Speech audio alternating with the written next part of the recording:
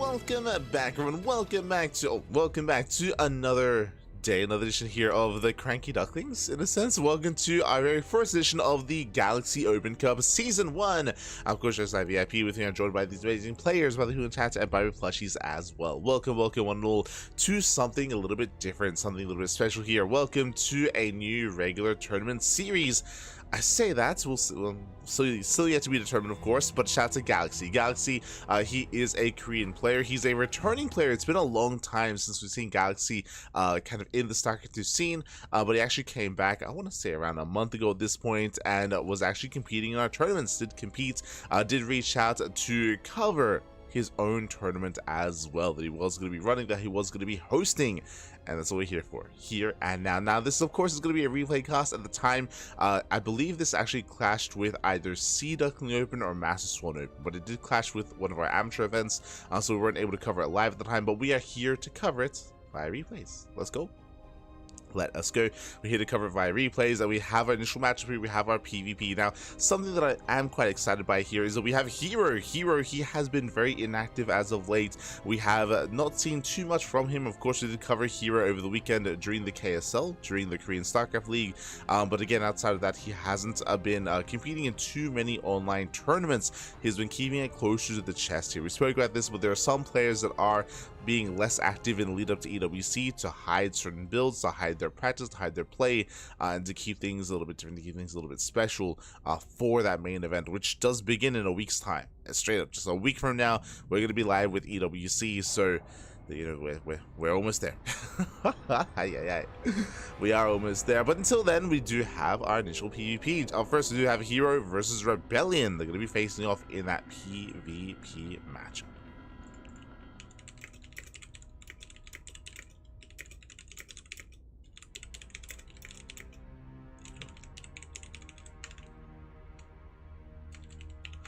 And here we go. We're getting to our first match. We're getting into our PvP. Game 1 is going to be on Tokamak. Let's go. Jumping into Tokamak here. And again, when it comes to the event itself, we will be catching up on the quarterfinals, then into semis, then into grand finals thereafter. Here we go to get into our initial PvP. And this morning, in the bottom right corner, we have our South Korean Protoss player. We have the blue Protoss representing Twisted Minds. It is herO. And spawning in the top right hand corner, we have his opponent. We have the red Protoss player, also from South Korea, representing among SC2 people. It is Rebellion. We go, and again, it has been far too long since we've consistently covered herO as a player, so I'm excited to see how well he does perform here. Likewise, Rebellion, he is more of an amateur player, or more of a semi-pro in the scene, devoting a lot of time to SC2, and recently devoting some time to StarCraft Evolution as well. We'll see if he can hold his own as we load into Tokamak. Tokamak, of course, being one of the larger maps in the map pool. As a result, we do often see longer and later games, but specifically in PvP, I feel like that's a little bit less applicable, just because of the warp in and warp gate mechanic. Likewise, because of the proxy locations as well, we do often see a lot of proxies and a lot of all-ins. Oh my god, Nexus first out of Rebellion. Okay, calm down. Okay, so straight up Nexus first here from Rebellion, going for a very greedy opener, a very greedy build. Meanwhile, herO himself going for a 2-gate opener, going for a delayed probe scout across the map. Curious here. So first things first, I do actually favor Rebellion in this position, assuming that herO doesn't probe scout, assuming that herO does not turn this into a 1-base all-in. The Rebellion can get away with quite a lot of greed. As going Nexus first into double gateway follow-up. Probe scout is going to be coming in, and herO is just chilling. herO, he's just you know, minding his own. His own second pylon has been thrown down. The Rebellion, he will scout this, and he will be looking pretty good as a result. Should be very happy to see the second pylon further back in the main, more than anything. As we have a Stalker Adept opener. Likewise, yep, Rebellion does get eyes on the pylon. It's going to be locked into the main base, so outside of a recall, he won't be able to get out, won't be able to block the expansion. But his is already done. The Nexus is already complete. Oh. Smash. TT. As here, yeah, we'll be able to kill the probe and we'll be able to expand from here. TT is like the crying face emoji. For those that are curious, the probe will not get out. And behind this, we do have our double gate opener straight into double stalker. Okay. Also, a big shout out to Obi-Wan Kenobi in the chat. Oh my god, you've been live for quite some time. Jesus. Very long stream, very long ladder session. Hope you had a great time. Welcome one and all to the CranKy Ducklings. Welcome. We are going to be casting a tournament here. We're going to be covering the Galaxy Open Cup Season 1. We're still in our first series. We're in our first PvP. We have more matches ahead of us. Don't you worry. For now, though, we do have a robot follow-up. Meanwhile, herO does come in for the scout. herO, he can compare, of course, the timing of the base with his own, so he knows how quickly this nexus did complete. As herO is still on the way. Back at home, we do have our robot follow-up here at a herO, so going for, I would say, a more defensive follow, but I see a third gateway behind this. We can open up War Prism and go across the map and be hyper-aggressive early on. Likewise, herO, he's quite fond of going for a 2-base off of this with a Twilight Council, but there it is. Prism is on the way. herO, he will soon be pushing. And it's going to be up to Rebellion to survive. To defend, hallucination to the main. Just confirming the tech of choice, it is going to be a Twilight Council opener out of Rebellion.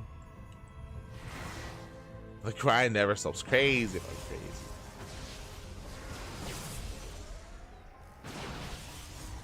Oh. Smoke.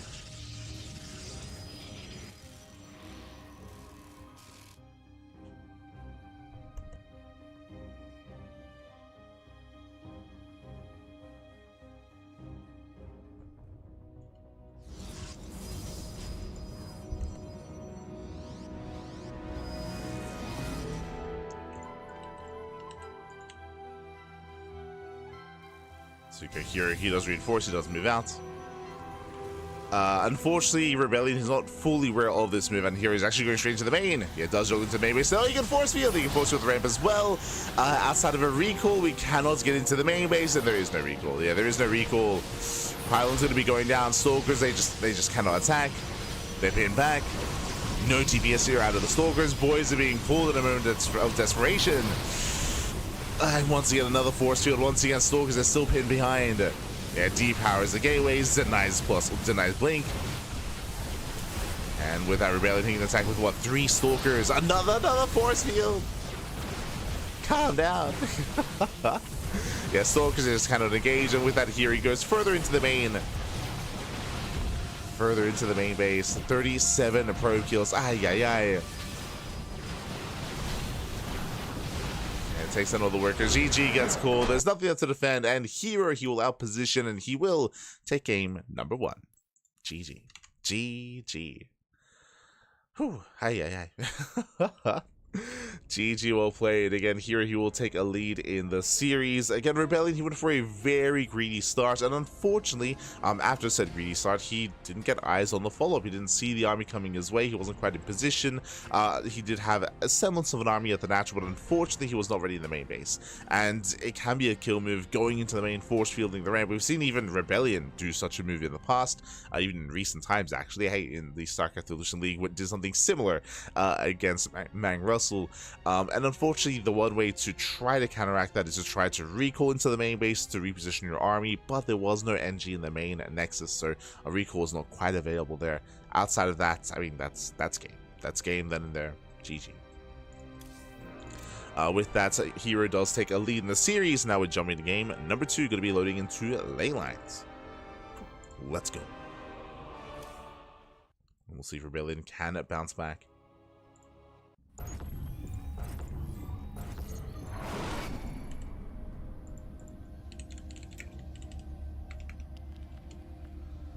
Spawning in the bottom left-hand corner of ley lines, we have the South Korean Protoss player. We have the blue Protoss leading the series 1-0, representing Twisted Minds, and 1 game away from claiming the series. It is herO.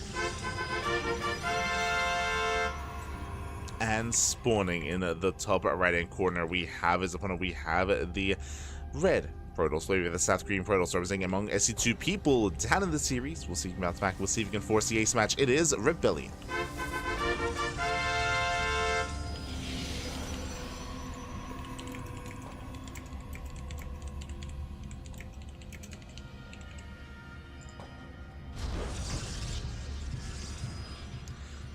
go. So we are going to be settling down. Again, last game we did see Nexus first at Rebellion. This time, Gate first. Thankfully. We're going to calm down. It is going for a gateway first. Gate into Cyber to expand, or even just a 2-gate opener. This time is being nowhere near as greedy. Nowhere near. But now herO, second gateway. So 2-gate opener at herO. Meanwhile, we have our 2-gate opener from Rebellion as well. Mirrored builds. Mirrored builds this time. No one is cutting corners. No one is being too crazy. herO does move out with his first probe, and it looks like he is contemplating hiding his his second pylon. Okay.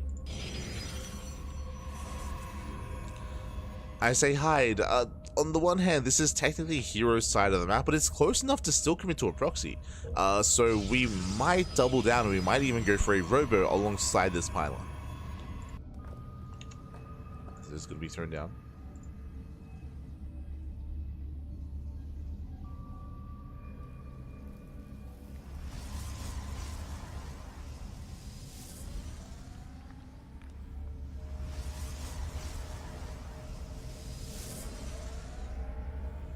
Cyber is done. Yep, there it is. Proxy robo here out of herO. He's going for the all-in.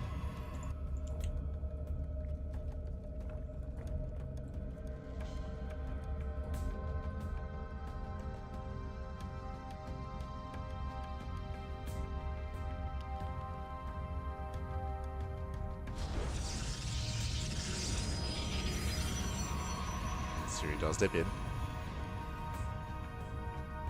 Does dip into the bases, does get a full scout. Does confirm that it's a much more standard opener this time out of Rebellion, which will help Rebellion for sure. Likewise, Rebellion also scouts into the main. He also sees that there's only one pylon. He knows that the second pylon is missing. He's looking. You can see he's searching for the pylon. He knows that there's a proxy, but he should never find this. The problem here is that, again, this is a very unusual proxy location because it's so far on herO's side of the map, and the all-in is coming. The Immortals are on the way. Adept getting caught out. Rebellion, he will hold his own here on top of the ramp. Does get some hull damage. Adept does survive. Ooh, and Rebellion is expanding. Adept busts into the main, gets 1, gets 2 probes. It gets up to 3. Oh, up to 2. 2 workers who go down. But Rebellion is still in the dark. He still doesn't know. Again, there's no third gateway. There's no robo. Going for a Twilight Council, that will not help.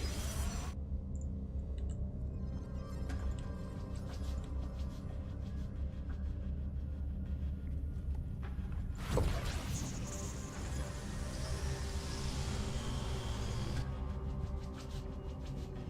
Rebellion is moving out. Okay, it's pushing towards the main. I mean, true, you could argue, he's forcing herO to respond, and herO is ready for it. And he will shut down the Adepts. We'll lose 1 probe in the process, sorry, 2 probes even. 2, oh! Doesn't lose 3. Very nice control by herO. He does juggle, he does save the probe. Now it's time to push. Now it's time to counterattack. Shuts down the initial Adepts. Back at her, we have a 3rd gateway on the way. No defense set up on the low ground. No shield battery. Just now starting. And here comes herO. He has 1, so to be up 2 Immortals. 2 Immortals are moving in. He's got his 3 sentries.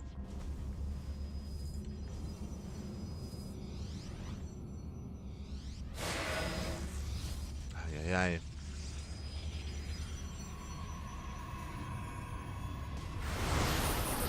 Oh. Likewise does force field. Okay, it does force field. Despite that, the Prism can just juggle over the wall. And there's nothing here. There's 2 Stalkers, there's 1 Sentry. We do barely warp in 2 more Stalkers, but it's not going to be enough. GG gets called herO. He pulls off the 1 base all-in. Rebellion, unfortunately, with a misread, he never scattered the all-in coming his way, and herO will take the 2-0. GG. GG, well played. Again, Rebellion, he saw that the pylon was missing, and he knew that there was something out on the map. For all he knew, it could be a proxy Stargate, it could be a proxy Gateway, it could be a proxy Robo, or it could just be a fake pylon, right? It could just be a pylon with nothing alongside it, and it could just be a standard game as well. So it was a little bit more difficult to read. As we were pointing out, it was a much more peculiar proxy location from herO, further back on his side of the map as well, so it just went unscouted, and Rebellion got caught with his pants down. GG. GG well played with that herO. He will take the series, he'll advance onto the semifinals, and we are going to be jumping into our next matchup here into a Terran versus Protoss between Ryung and Krystianer. Oh boy. Pseudo team kill here. I say pseudo team kill. Ryung is on Team Vitality. Krystianer, he is on their, I guess, their amateur team or their side team, their sister team on Offside Esports. Here we go. For those that don't quite recall, Onside Esports did actually get acquired or did merge with Team Vitality to become, you know, one and the same. And that Offside Esports is again like their sister team, if you will, to help support some of the more up-and-coming players like Rex, players like Krystianer. Let's go. As we are jumping in, we are jumping into our fresh series, into our TVP. And I'll be honest, I don't think I've ever seen these two players interact. Like, they're both from different regions. They don't often compete in the same tournaments, especially in recent times where our Terran player here has been casting a little more than playing. But let's go, let's jump in. As spawning in the top right-hand corner of Ultra Love, we have our South Korean Terran player, the blue Terran, representing Team Vitality. It is Ryung. It's the Tuna Terran himself, true. And spawning in the bottom left-hand corner, who do we have? We have the red Polish Protoss player representing Offside Esports. It is Krystianer. The Krystianer, if you will. True. Oh no. Who is the real Tuna? We're here to find out. Ay. As we are settling into our fresh best of 3. I do expect this to be a bit of a longer series compared to the last. Again, Ryung, he can be quite aggressive, but usually on 2 bases. Like last game, the games were really short, really fast. We had a bunch of 1-base all-ins here from our 2 players. Referring to herO, referring to Rebellion. A bunch of aggressive styles. And here we could still see aggression, but there's a higher chance it's going to be off of 2 bases instead, if at all. As we have our initial double gas opener out of Ryung. So double gas into a faster factory. It's going to be up to Krystianer to confirm. As he pokes in, he hasn't confirmed anything yet. Doubling back around. Tipping up the ramp. And looking for the factory. No CC on the low ground. There could be a CC further back in the main. True. But now he's checking gases. Checks one. Oh. Checks one. Pulls back. And does retreat. And that does retreat. And again, you can make an argument that I mean, he checked further in. Like, typically, if we do see a CC on the high ground, it's usually here, closest to the edge, to float over to take us the natural.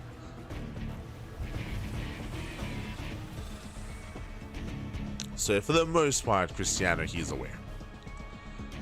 Back at home, gates hyper expand. We're settling in.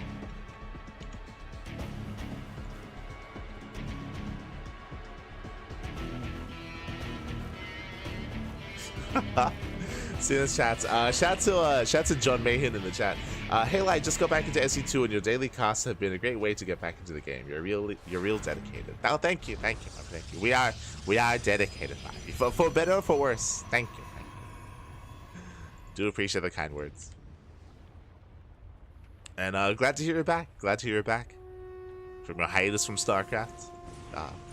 I mean, now would be the time to come back, just because Esports World Cup is next week. Like, the biggest event of the year is right around the corner.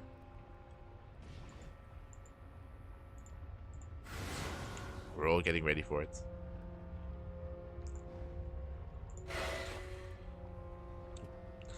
So now we have our Twilight Council opener here out of Krystianer, going into Blink. Nothing crazy, nothing wild.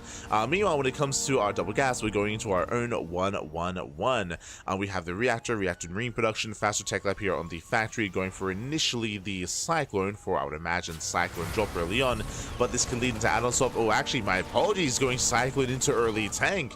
No add-on swap. Okay, so really fast tank production here out of Ryung. He's going for an early push. He's going for an early move out. Again, just the tanks are going to be produced so quickly. And this is going to be hyper aggressive out of Ryung. On Ultra Love, this makes sense. Does make sense. Behind this, we have 2 more gates on the way, getting up to a 3-gate setup. So 3-gate blink into a robo on 2 bases. This is pretty standard nowadays. This is very safe, a very safe way to open up, going for a delayed third. And here come the tanks, here comes the push.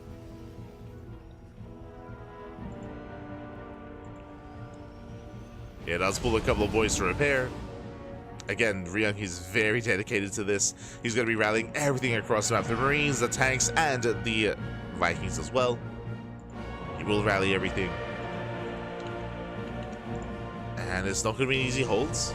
We do see the Krystianer, he's not going to be able to engage in time. Not early enough. So he doesn't slow this down. And Ryung, he does siege up. Going for the shield battery. Going for the pylon. Krystianer, he's supply blocked. Oh, God. Okay, he's going to be supply blocked. Shield battery does fall. Now going for the robo. Going for a bit of everything. 3 SCVs to go down. There's 1 SCV left to repair. The robo does fall. Meanwhile, does have the tank. Yeah, the first tank is going to go down.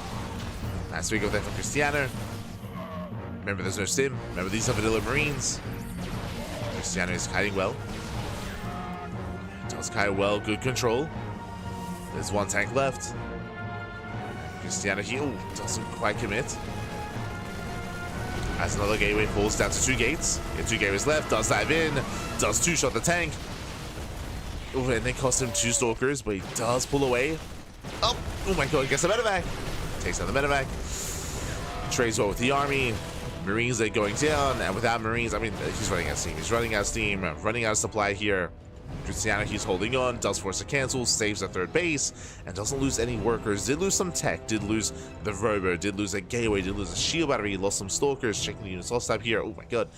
4 stalkers went down, but that was for 2 tanks and slack with the medevac. In the end, Krystianer, he holds, he survives. Krystianer in a better position. That was very dedicated here from Ryung, and he did sacrifice tech in order to do this. The E-base. The E-base is going to be delayed here. Likewise, late 3rd base. Likewise, the tank count is much lower as a result. Going to be forced back. Krystianer, he does survive. Not just that, likewise, we're getting into the upgrades as well. Also delayed stim, combat shields. We're building up, we're getting there. But Krystianer has gained map control.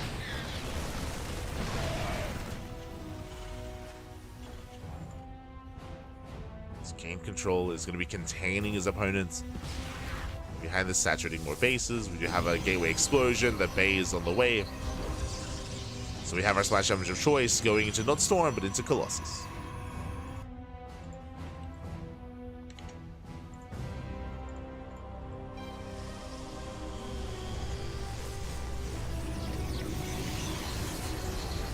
RSL got the hooks in, then called the final qualifiers live. Oh, there you go. Fair enough, Mac. Fair enough.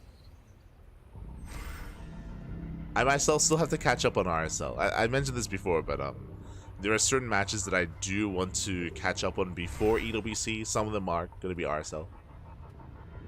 I'll get there. Probably going to do so later on this week.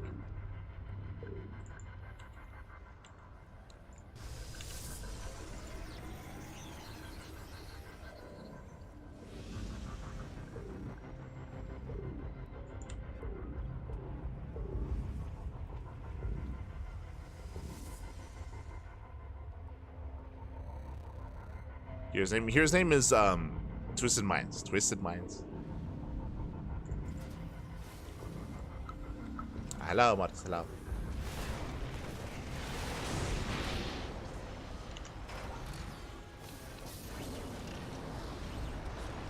Did you just call it TT?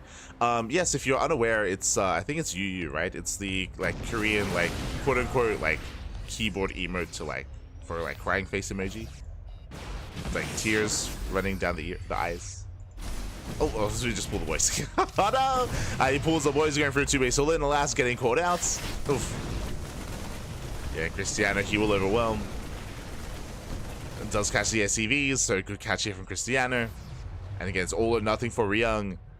But it has to pull half the boys back. 14 SCVs already going down. Not like this. Not like this.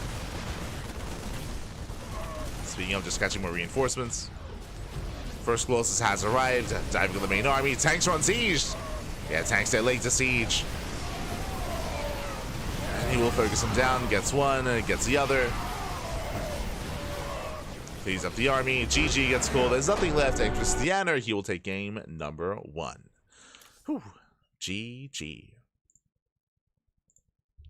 Krystianer does take a lead in the series. Again, Ryung, he was so committed, so aggressive this game, going for the early tank drop, going for the follow-up to Basil, of course. But a lot of it came down to the first tank drop, right? It came down to the failed tank push, with Krystianer able to dive on the tanks in time. I was concerned he lost a robo, right? He lost the robo. That means there was no immortal production. He was supply blocked as well, which is why the robo wasn't producing anything either. Like, he had an immortal queued up, but he could not actually make it. So things are looking a little bit dire there for Krystianer, but he was able to blink forward, able to dive on that tank and no fear whatsoever. Again, the Marines are less effective because there was no stim, there were no upgrades for the Marines, and Krystianer, no fear, broke through. GG. GG well played. With that, Krystianer does take the lead in the series, and now we're getting into our next matchup. Let's go. Now we're getting to the next game. Game 2 is going to be on ley lines. Let us go.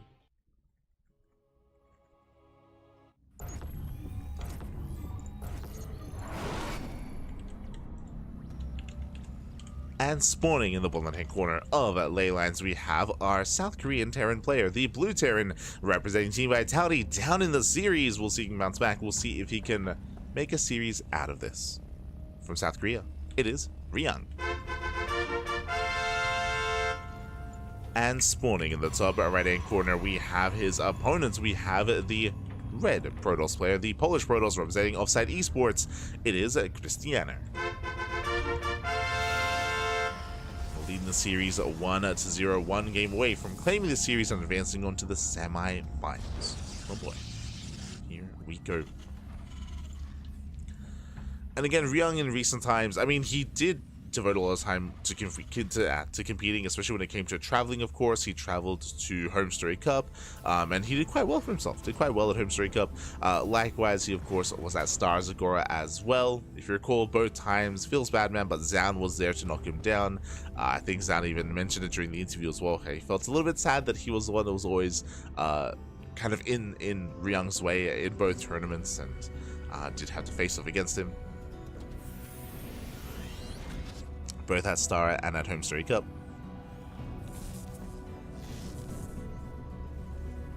Ryung did well for himself. Since then, though, I will say that Ryung has been devoting a lot of time to casting, of course. He's been casting, has been... what I will say is that initially he did begin casting over on Crank's channel alongside Crank, but it feels like Ryung, he still does drop by, of course, but has been casting and has been streaming a lot himself as well. So shout out to Ryung. Ryung, I believe he does stream on Chijik.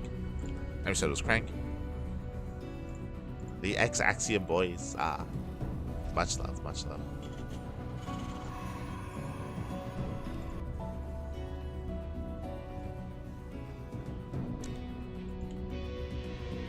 We'll see how he does approach things this time. This time, economic opener, true.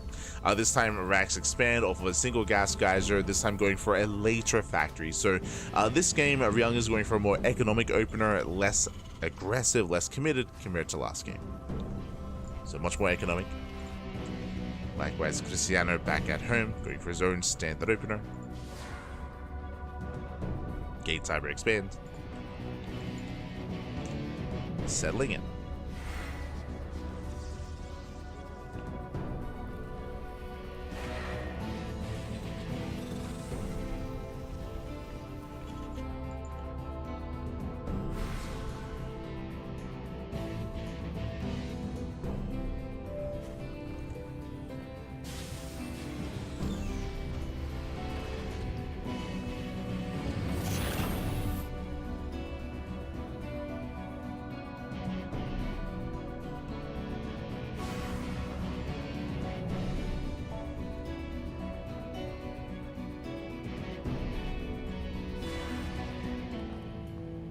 As back at home, we have our take of choice. Twilight Council into Blink from the side of Krystianer. Adepts are moving out. And we'll be able to deny some mining here on the low ground at least. Does deny mining at least until the Cyclone arrives.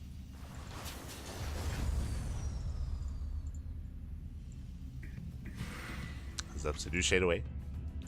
Cyclone does arrive. Krystianer needs to aware of that timing. Pokes in and pulls away. When it comes to our gateway count here, once again, 3-gate blink into a robo on 2 bases. This is the same build that we saw in the last game. Very safe, just a very safe way to open up. This goes into a bit of a later 3rd expansion. Meanwhile, Ryung going for the 1/1/1 into initially a Cyclone. That is true, but I believe only one. Yeah, only one Cyclone, and then into add-on swap into Cloak Banshee. Yeah, cheeky follow-up here out of Ryung. Does move in, takes down the initial depth. Gets one, gets both. Edup's going to be going down, and Krystianer, he's being shut down here. Going for the Cyclone, and he will get it actually. Oh my god. Okay, takes down the Cyclone. Pulls back, he has reinforcements, and Krystianer, he will hold. He does hold on. What's important though is he's being kept busy, right? He's being kept busy here. Krystianer, he has not seen the main base, he has not scouted, no sentry, no hallucination. And without that, he is not aware of the Cloak Banshee. Now thankfully, again, because he went for the robo before expansion, he already has the Observer, so he has detection. Observers are coming out.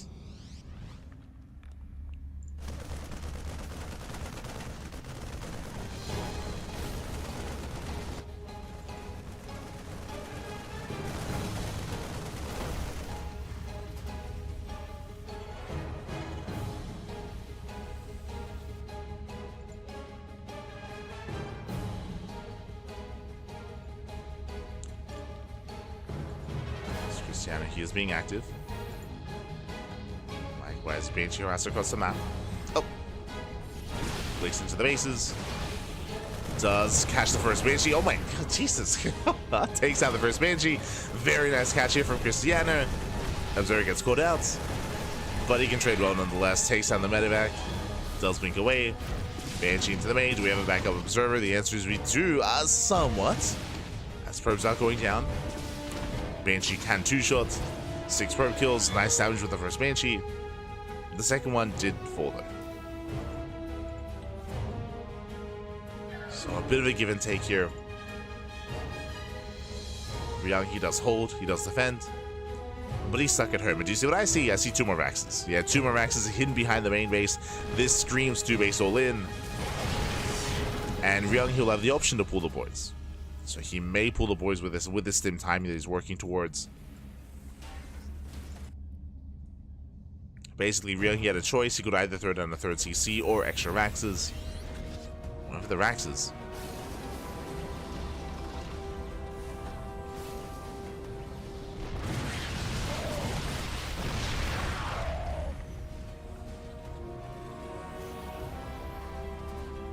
It's just a really rough setup here from Ryung.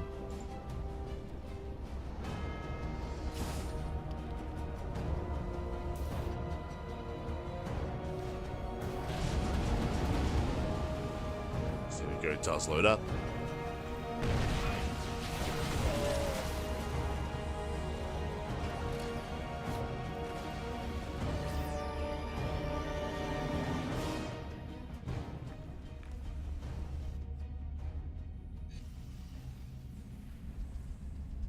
Here it does load up, does push out. Actually trying to come in from behind. Let's go. Odin at the blink. As he will flank the army. And he should clean it up. Yeah, there's taking out 2 Stalkers. Nice blink out of Krystianer. Does pull away. Back at home, first Colossus has arrived, massing up massive wave of charge lots. Remember, Zealot speed is done, or charge is done. +1 is on the way.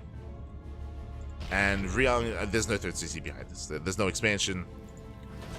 It's all or nothing. He's got 3 tanks, the Banshee. Going for a split push, okay. You have my attention. Doesn't commit. And does he throw down a 3rd CC on location here? It'll be late, but I mean, we already have a 4th on the way. And Ryung boosting in. The Banshee ideally does distract. threatens that dive. Rotating over. In a head-on fight, I do favor Krystianer if he can get on top of these tanks. As tanks do siege, and the base is going to go down. Oof, that's going to be a cancel, but yeah, the tanks, they will fall. Brutal mine shots, though. Yeah, wouldn't mind they shut down the Zealots, not bad. Ryung breaks through at the same time, drops into the main. Pro's going to be going down. He's pulling Krystianer apart, takes down the Colossus. And without the Colossus, there's no defense here. Ryung, he is committed. He's 2-base all in. He kites well. He cleans up all the Zealots. And Ryung, he's doing it. He is doing it here. 22 probe kills. Job the main is being cleaned up. It's purely Marauder left over here for Ryung. Does get the expansion. Now, so far, this is good damage. What's scary is that, again, Ryung, he's all in. Like, he's been 2-base all in this entire time. He has to end the game. He's done good damage. Ideally, he wants a little bit more.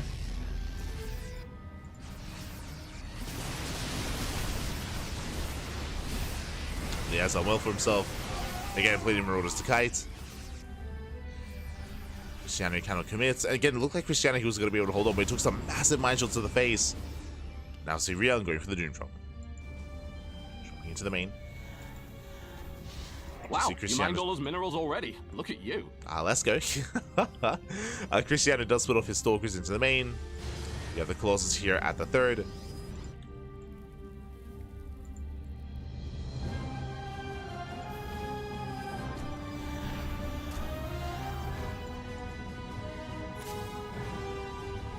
Ryung is rotating over. He's getting ready for that drop. There are only 5 Stalkers, so most of the medevacs can unload if he commits. And remember, still no expansion. Oh, just now throwing one down very late. 10-minute third. 10:30 third, really. Aye. And this tells us that Ryung, he's going to try to macro out of this, but again, it's such a late expansion. The army, wouldn't mind a little bit late to borrow. Marauders, they collapse in. The first army gets dealt with. And Colossus, this time they kite well. Oh, but there's no anti-air. Vikings getting some free damage. They get some free damage, but this is still a better engagement here for Krystianer. Avoids the mine shots. Stalkers, they rotate over. And Ryung is losing momentum. He lost so much supply there. Again, he fought with half his army at a time.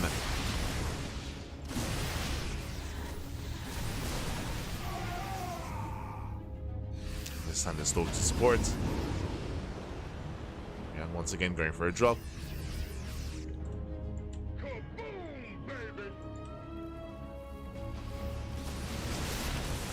Krystianer keeping up. And it keeps up with a drop. Does push in. So far spreading well. And reinforcing with more Zealots, collapsing of the army. And Krystianer, he will just completely overwhelm. Again, the longer this game went on, the worse it would be for Ryung. GG gets called, and Krystianer, he will survive. He will take game 2 and take the series 2-0. GG. Wow, GG, well played, Ryung. Honestly, when it came to the first push, when it came to the first big committed move out, he did well for himself. He was able to pick off the Colossus, able to shut down the Zealot army. He had momentum, but it did feel like he waited too long. As you mentioned, like, the longer the game went on, the more Krystianer had time to stabilize, to make use of his greater economy, and to build up a greater army. And Ryung, remember, he did make the choice. He made the choice to do what? To expand, right? He threw down a third CC back at home. It was very late. It was at 10:30, but that was the moment where Ryung decided to stop going for the all-in, to back off, and to try to macro out of it instead. And in doing so, he lost that momentum that he did need, and with that, Krystianer broke out. He broke out, snowball out of control. GG, well played. Krystianer, he does claim the series, and with that, we have our semi-finalists. Oh boy. GG, well played. A shout out to Ryung. Again, that was a very, very close game, and I can see a world where Ryung could have won that game as well. I mean, he was in a winning position, was in a more commanding position, I should say. But let's catch up on the bracket.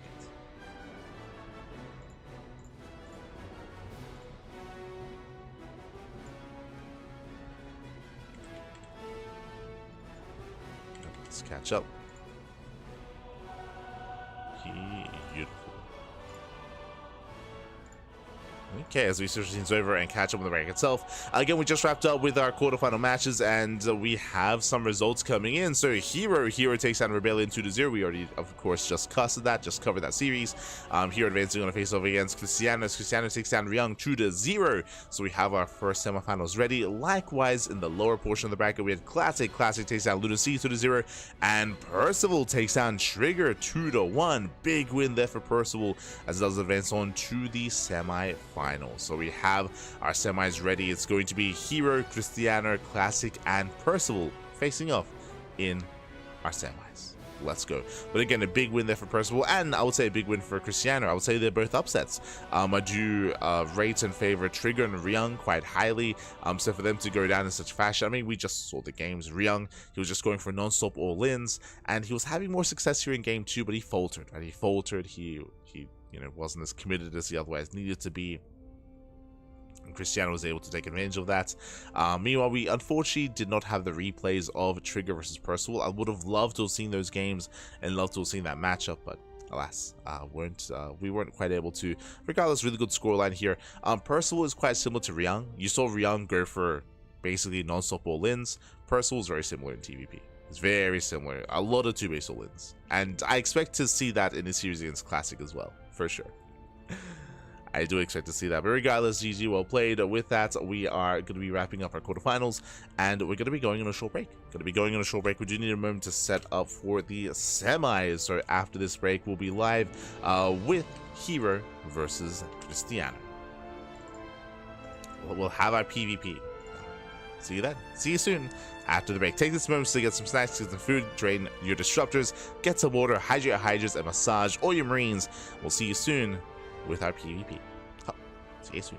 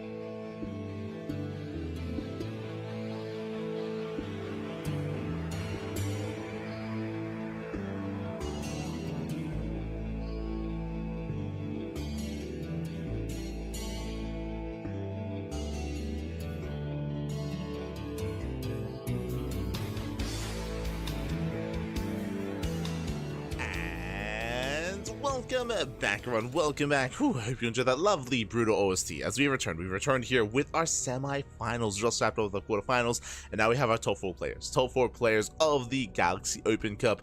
We have herO, Krystianer, Classic, and Percival. We have 3 Protoss. We have 1 Terran. Unfortunately, no Zergs here tonight, but tomorrow. Maybe. It'll be fine. It'll be fine.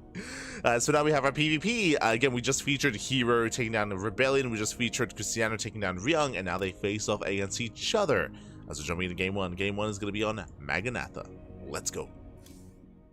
Here we go. Now, in the previous PvP, it was honestly a pretty fast one. herO versus Rebellion lasted like 10 minutes. It was a very, very short matchup. We'll see if this can go any longer as we're jumping into our best of 3. And this morning, in the top left-hand corner of Maganatha, we have the South Korean Protoss player. We have the Red Protoss representing Twisted Minds. It is herO. And spawning in the bottom right hand corner, we have the Polish Protoss player. We have the Blue Protoss representing Offside Esports. It is Krystianer.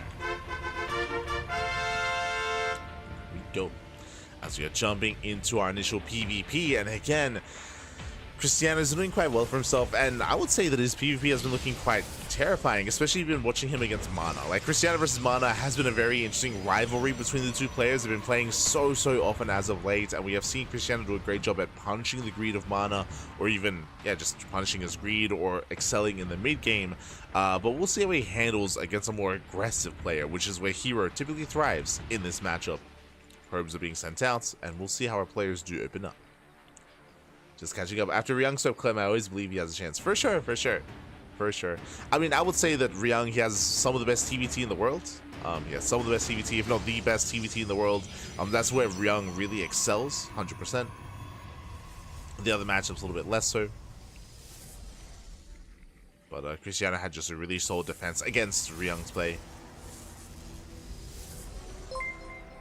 Oh, meanwhile, shout out to Gross Pape in the chat. God, amiga, thanks so much. Thank you so much for subscribing with Twitch Prime for 3 months. Thank you so much for the support. Hope you have a great time. Hope you enjoy the content. Hope you enjoy the casting. Hope you enjoy the StarCraft. Thank you so much. Do appreciate it. As we're getting to our PvP so far, double gate opener here out of Krystianer, 2 gate opener out of herO as well.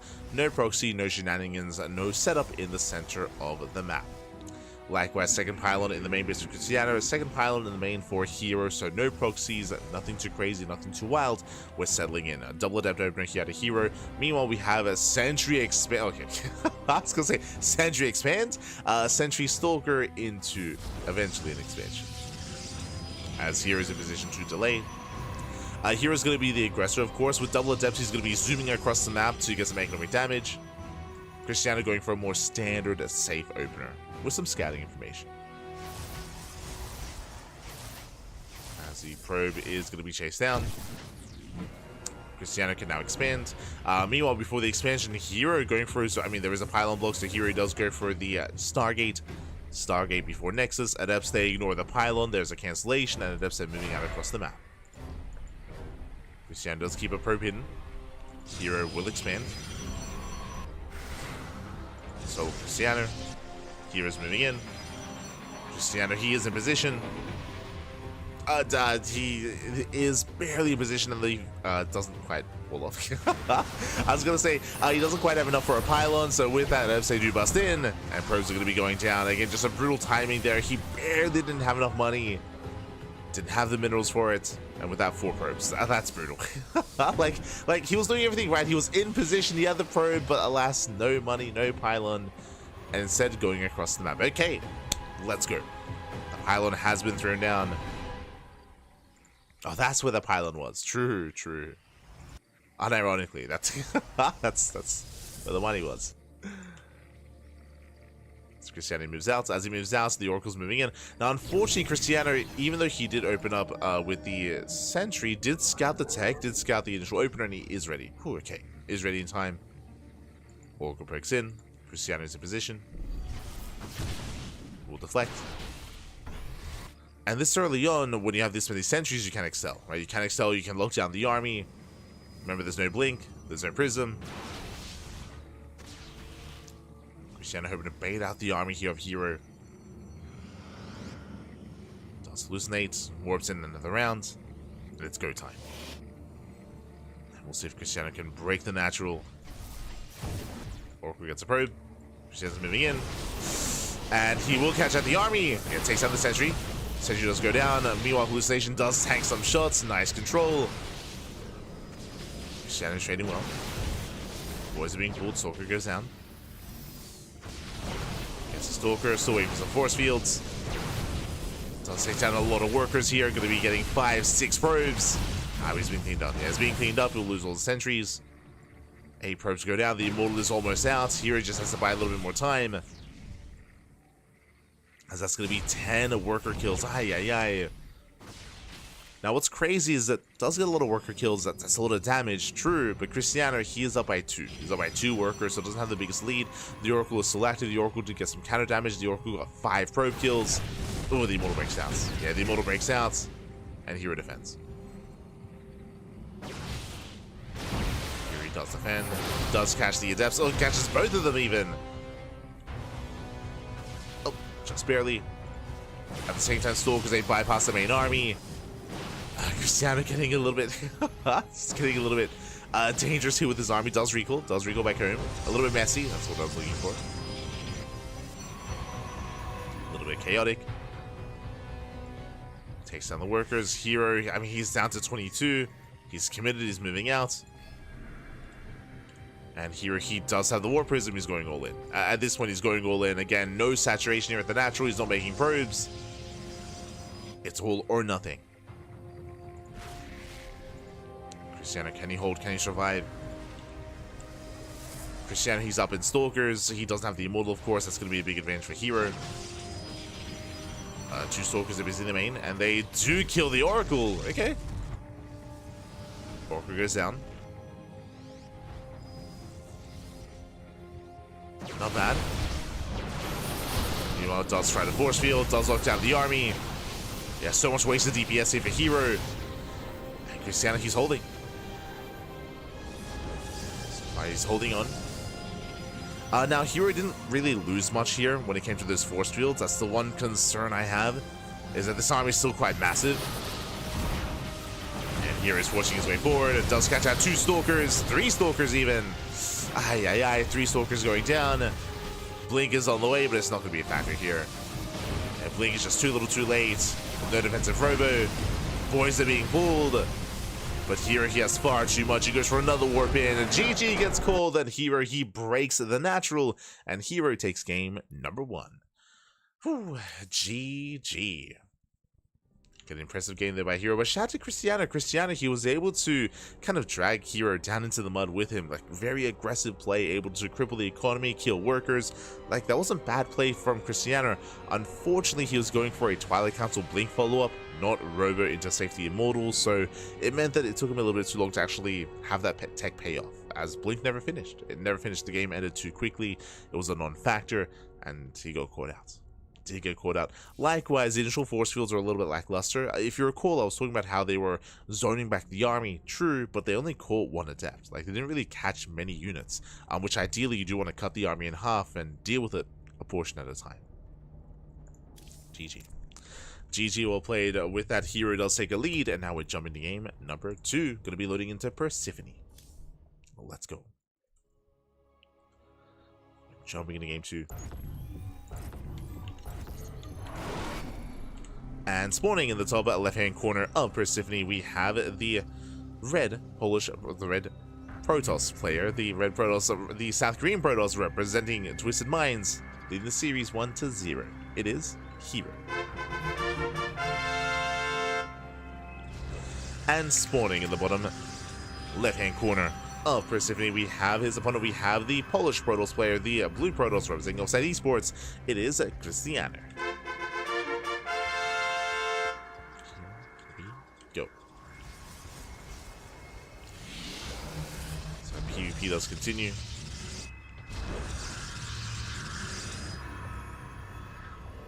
And we'll see where our players do take us.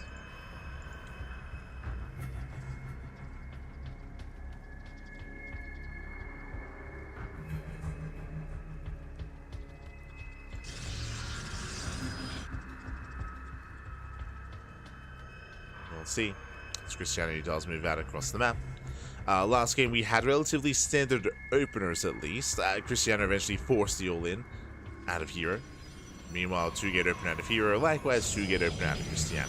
No one is being greedy, no one is cutting corners. So far, everything's looking as it should. So far.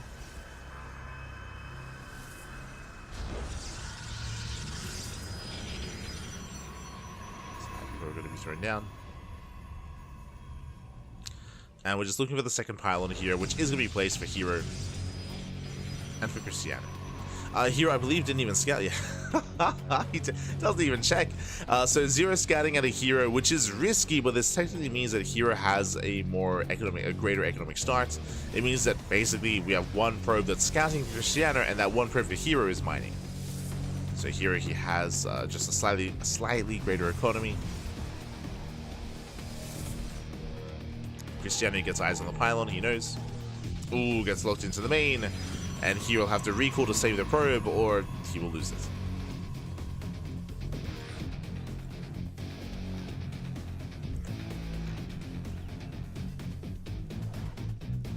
But again, he will have to, stick around to see the first units of choice. Speaking of, a sentry has arrived.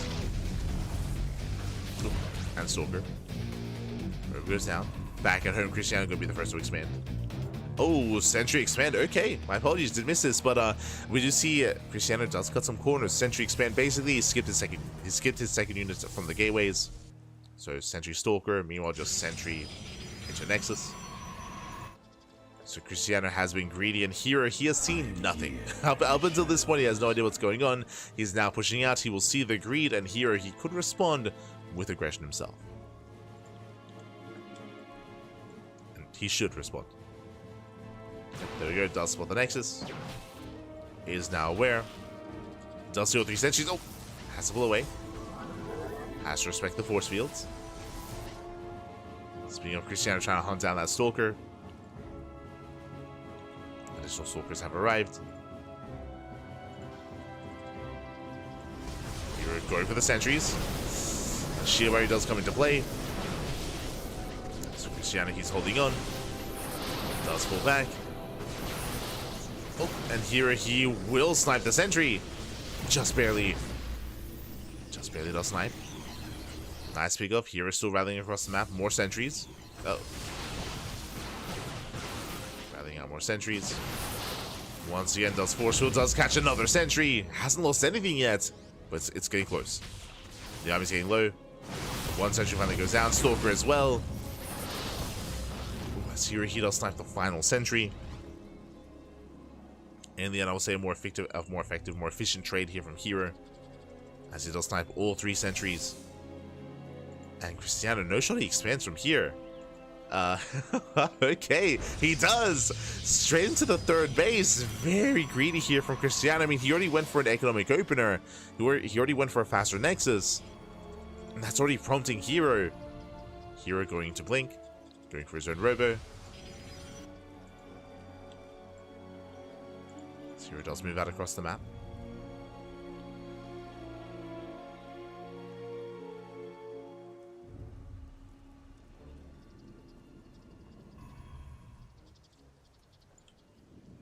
Let's move out. With this, he gets eyes on the tech. Gets eyes on saturation, and we'll see if he gets eyes on the 3rd. As he's going to be zoned away. He's going to be zoned away. Checks the linear 3rd location. And oh, does see the workers. Yeah, he does see the workers. He did see the transfer. The long distance mining. So 2 more gates on the way. 4-gate blink. Jesus, very dedicated. 4-gate blink. Prism is on the way. herO is going for it. He's going for a massive push here. 2 base 4-gate blink Stalker. Meanwhile, we have only 2 gateways for Krystianer. So herO, he will have that production advantage. We'll have a massive army lead. We have an extra gateway on the way eventually here for Krystianer. It is coming. Double health. He'll have shield barriers as well, of course.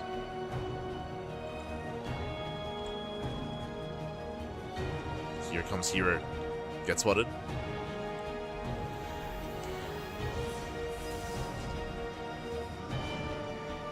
Here he is warping in. does hallucinate the Immortal as well. Speaking of, the army does push forward. Krystianer, I'm sure he's noticed that the Immortal hasn't been doing any damage. And behind this, going for more gateways. Probe's going to be going down. The base taking a lot of damage, taking a lot of hits. And he's going to try to push in, but again, he's down heavily here in the Stalker count. Shield batteries on the way, but it's too late. He's got 4 shield batteries. Yeah, 4 shield batteries in production. Voids are being pulled. And here he annihilates the mineral line. Does need reinforcements. He's running out of Stalkers. Yeah, hero's running out. The shield batteries are coming into play. And Krystianer, he's holding. Krystianer is holding with the power of 5 shield. Jesus. 5 shield batteries. Did cost him the mineral line. The mineral line, the base is also very low. Krystianer, he's holding on.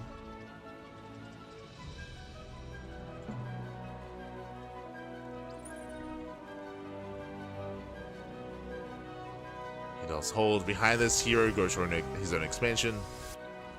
He did do enough economic damage where he can catch up. Behind this, Forge has finished. We're still waiting for +1.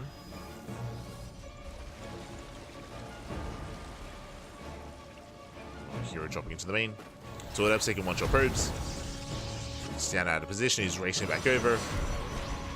Losing more workers. And here he didn't kill Krystianer, but he did maim him. Did cripple him. Shading to natural. Gets on the probe. Another 2 probes even. It's going to be 6 probes going down. And despite the opener, despite the faster natural, despite the faster third base, hero, he's ahead. Here he does have a worker lead. Both players working towards charge. We have the Immortal production out of hero.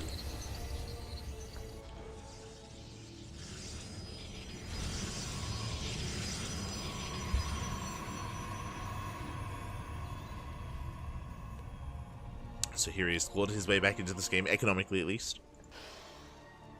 And now has that greater army. This time very real Immortals. Not fake.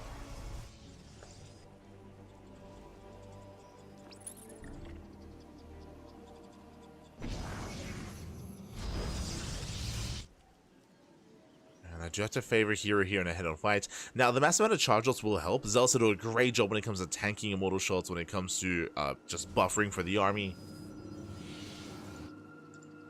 But hero has his own. No Archons. Oh, I spoke too soon. Archons are on the way. And that is going to be the answer to the charge lots. And here they come.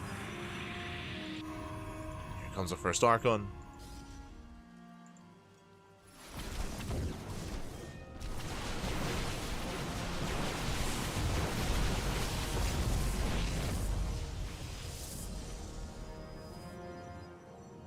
Oh. As Krystianer tries to dive in, does focus on the first Immortal. Not bad.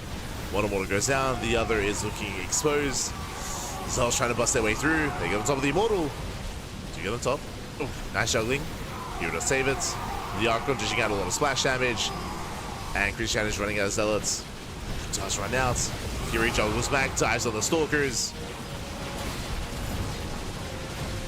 And Hero looks like he will break through. Takes a little charge, sliding on the main army. More Zealot reinforcements on the way.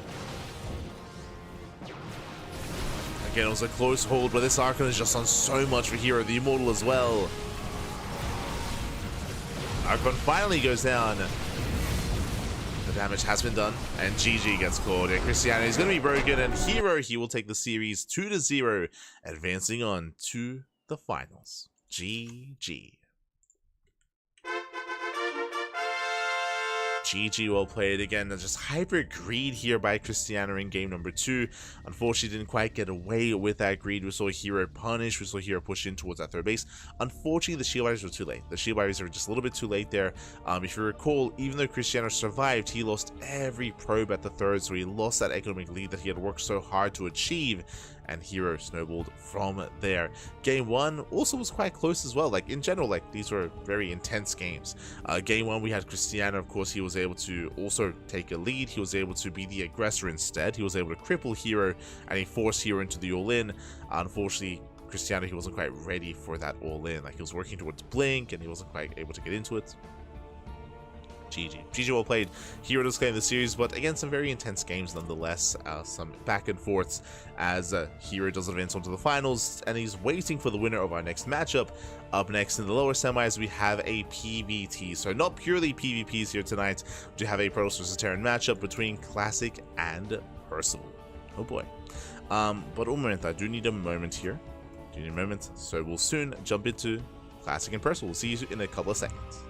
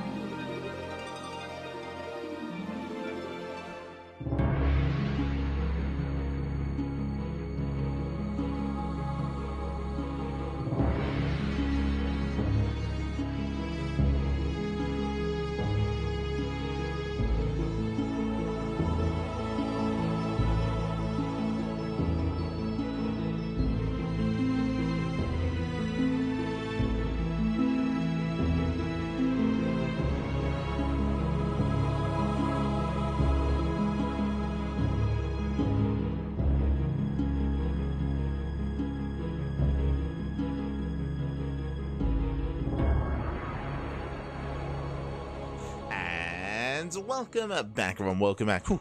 Again, I hope you enjoyed that lovely Brutal OC as we are jumping into the lower semis. We're jumping into our PvT. And spawning in the bottom left-hand corner of tokamak, we have the South Korean Protoss player. We have the Orange Protoss representing Virtus Pro.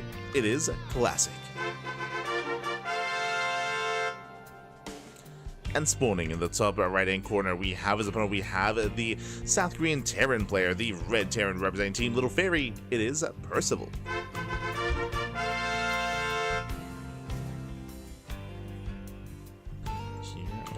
We have our Protoss versus Terran. We have a non-mirror matchup. Let's go. As we do see percival, I mean, he already caused an upset here. We didn't get to see the games themselves, but we saw the score on the bracket. Percival did take down Trigger to make it this far, which was a big win for Percival. And I have an idea of how that series played out. Again, Percival, he is hyper aggressive in this matchup. He often does go for 2 base all-ins. Quite similar to what we saw to Ryung. True. Ryung, you could argue he was maybe even more aggressive, but Ryung, he was very dedicated, very committed on 2 bases. In his series against Krystianer, I expect something similar here out of Percival as well. Double gas. No surprise, double gas opener out of Percival, going for a Rax into a faster factory, into a delayed CC. And from here, it can go into early Cyclones, early tanks, it can go into an add-on swap, into early Banshee play. It can go into a more committed Mind Drop. Percival, he has options. Our eyes are going to be on the Tech Labs and on the setup. So now we're settling in.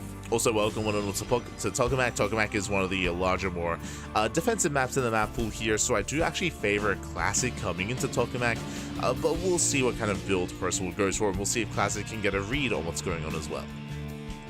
But now, Reaper first. Reaper, there's that factory. I believe Classic did scouts. Yep, he did get eyes on the factory. He's aware.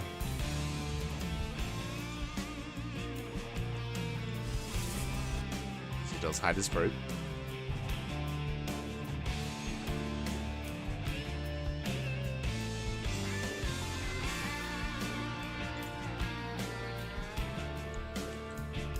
As Classic does skirt around the edge, you can see that Percival, he's searching for the probe. And he will not find it. Doesn't find the worker. Pulls back. There's that CC on the high ground. We are going for a Tech Lab. Oh my god, my apologies. So Reaper straight into Tech Lab on the Rax into a much earlier Cyclone. So earlier Cyclone production here from Percival. There is a Starport on the way. This can still lead into an add-on swap thereafter. And Classic going for a Stargate opener. Okay, a bit of a rarer sight, but it gets scattered immediately. This is an awkward position. Okay, so a couple of things. A couple of things here. Stargate openers are very niche. They're very niche nowadays in the current meta. They're very risky to go for. We see them a little bit more commonly on maps like Torches or Persephone, on maps where we have a shorter rush distance by air. Instead of by ground. What's scary here is that when you go for a Stargate opener, you're vulnerable to all-ins. You're vulnerable to these early game pushes that are very Cyclone and very Marine heavy. Speaking of, what do we see here? We have a second Rex on the way. The first Cyclone is being active. Doesn't make a second Cyclone behind this. Doesn't go for the add-on swap. Interesting. We'll keep an eye on Percival. But again, he is dedicating quite a lot here to early Marine production, and I would imagine for an early push. Meanwhile, Classic opens up Phoenix. Now, the benefit of a Stargate opener, I was talking about how, like, oh, you're vulnerable to all-ins, and that's true. Is going to be vulnerable as a Phoenix does shut down the Reaper. But the benefit is that it does give you map control, and it does deny drop play. So if we're going into a longer, more standard game, that you can deny drops, you can try to contain your opponent when it comes to their drop play, and try to expand from there and get into a stronger mid-game, and cut some corners as well. That would be the goal, that would be the plan, that would be the hope. The problem against these early pushes, and there it is, really fast stim. So early stim here by Percival. Third Rax on the way, so he's getting to a 3-1-1 setup. You can see no more factory production, just purely Marine. And these stim timings hit hard because what can Phoenixes do against mass Marine? They can lift up one Marine at a time. And that's not going to do anything. Yeah, oh god. So that's it. So right now, Classic's in a bit of danger. Now he's going to charge as a follow-up. That will help support the Phoenixes. But it comes down to the timing, right? It comes down to how hard Percival hits, comes down to when he hits. Classic getting his third base. And Percival is gearing up. I'm used to seeing a lot of responses to this being additional Cyclone production into Vikings, and you just rally everything across the map. But this is going to be a later move out from Percival. Is it going to be as successful? I mean, we're here to find out.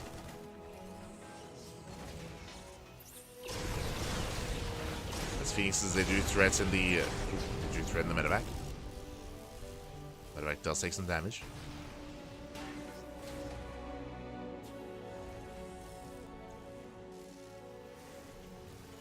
Sim is finishing up. I do really like charge as a follow-up here.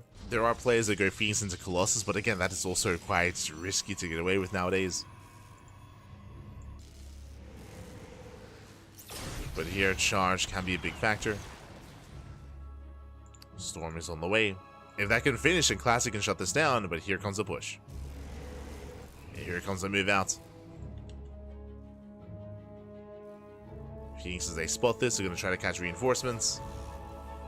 And they do get a Marine. Ooh, for a Phoenix, not the best trade. If Phoenix goes down, better trade for Percival. Gets a couple of SCVs. You can see here, no turrets to defend. And Percival, he just sends it. He just sends it across the map. He's going for the kill. He scans, he sees Archons. Does see a couple of charge lots. Storm is not yet done. And this is going to be a tough hold here for Classic. Zealots, they can trade well. We have Mines getting ready. Can we force some friendly fire? Nah, not quite. Phoenix is zoned away. Storm is about to finish. 5 more seconds. True, it's so close. And Storm, it looks like it will complete in time. Massive Storm on the army. And Classic holds. Classic, he will hold on. And it all came down to that one Storm. Now he's got one more left. And Percival, he was so close to breaking Classic here and now. So close. But again, did finish Storm in time. Behind this third CC. Late third base here by Percival. Basically, once Storm landed, he threw down the third. Like, he was like, okay, I'm not going to kill you. It's not going to happen. I cannot break you, not anymore. And Classic, looking good. Classic looking solid. Show up into the main. Does bypass the main army. Going for the mineral line. Shot goes off. Connects with Zealous, connects with the Phoenix.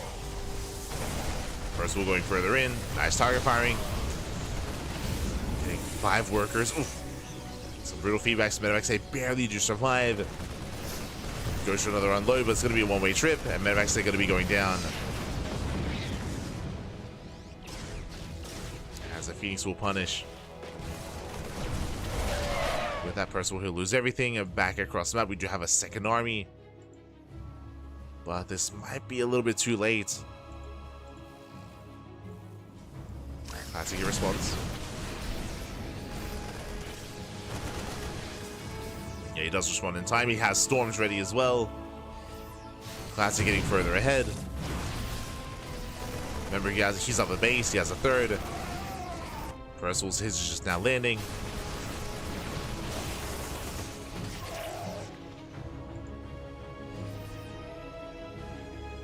And Percival, he cannot fight head on. Not against all these storms. There's what, 4 High Templar. Each about to have a storm.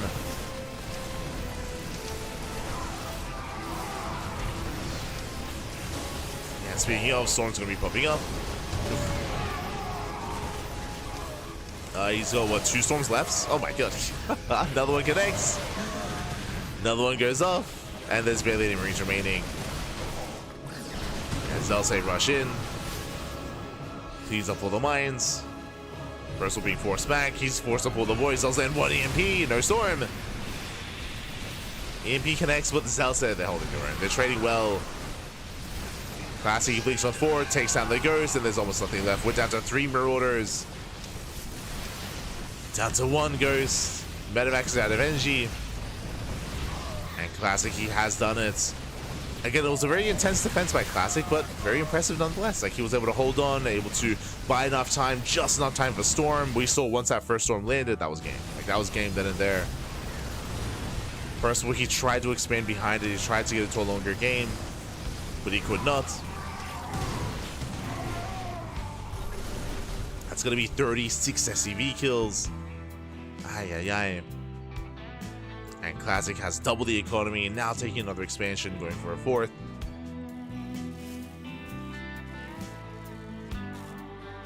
So back off, building up his army. More High Templar warping in, Colossus on the way.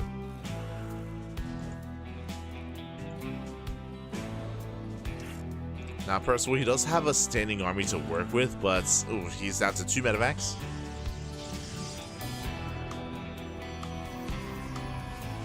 Again, he cannot fight head on. Oh, does catch a prison for 2 High Templar. 2 High Templar go down. That should not have happened. Okay. Takes down the Templar, gets into the mineral line. Mine show going up. Ooh. Does catch High Templar, not bad. There's 3 Templar left. Percival trading very well. I mean, he just killed 3 Templar. Like, 3 Templar just went down. And not a single storm connected. Okay. Esther Percival. And behind this is muling his heart out. Building up his army.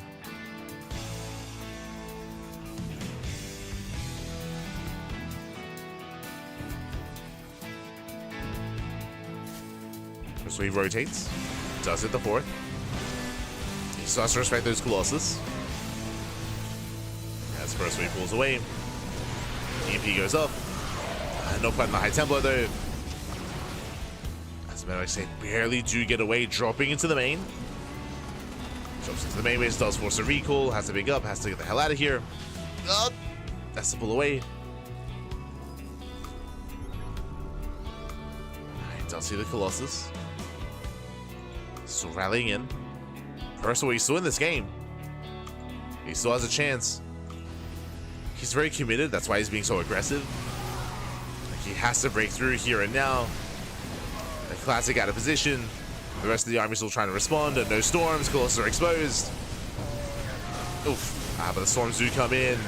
Oh god. He runs through the storm. Oh god, the storms.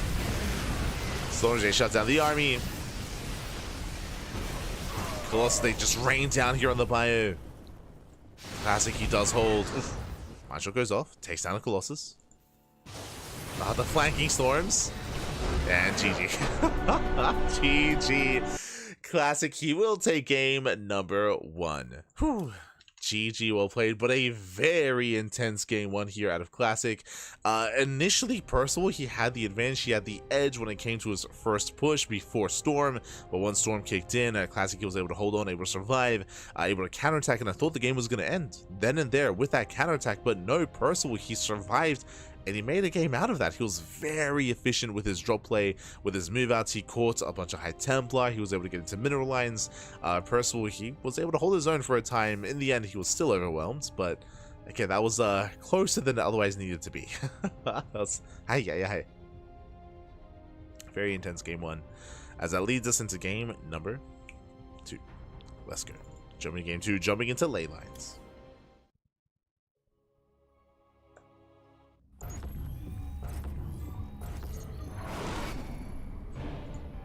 And spawning in the top right hand corner of ley lines, we have the South Green Protoss player, we have the Orange Protoss leading the series 1-0, representing Virtus Pro, it is Classic.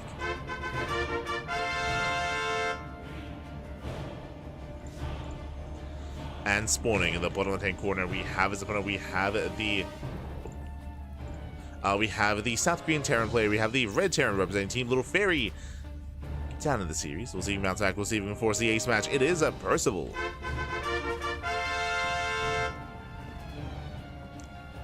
We go.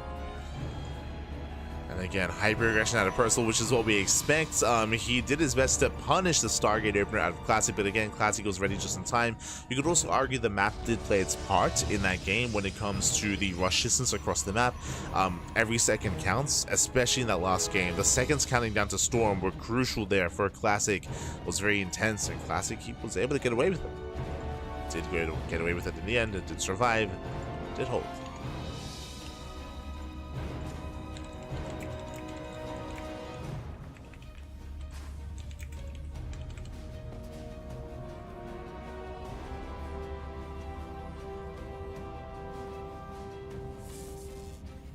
Classic does pick in. Does pick in. Once again, double gas open out of Percival. No surprise. I do expect to see double gas every game. Every game in this series. That's just the kind of player that Percival is. Just more aggressive. So once again, he's going for a faster factory. Now, last game, this led into a Cyclone-based opener into early stim. Into a really hefty bio timing with stim, of course. But that was designed to punish the Stargates. Here on ley lines, I don't expect to see Stargate 2 games in a row. No shot. But we'll see if Classic feels that confident. Especially, I mean, in the last game, it was still very close. Like, it was still a very intense game. So it may see Classic play standard instead.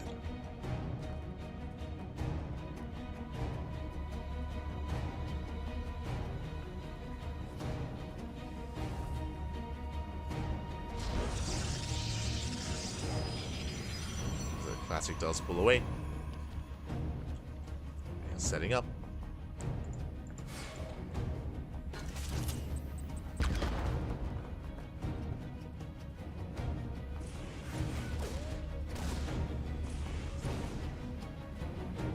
So Classic able to hold his own.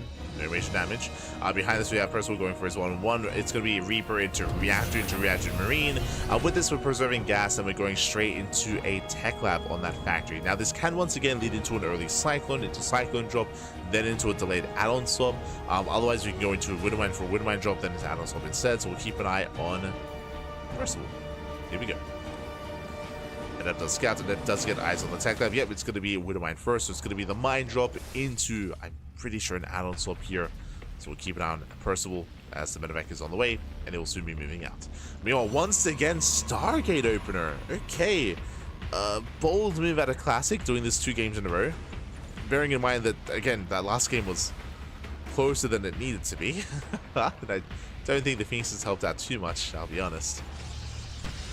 I mean, I say that, I guess they did force the reaction out of Percival. They forced him to be more aggressive and to go for that early sim timing.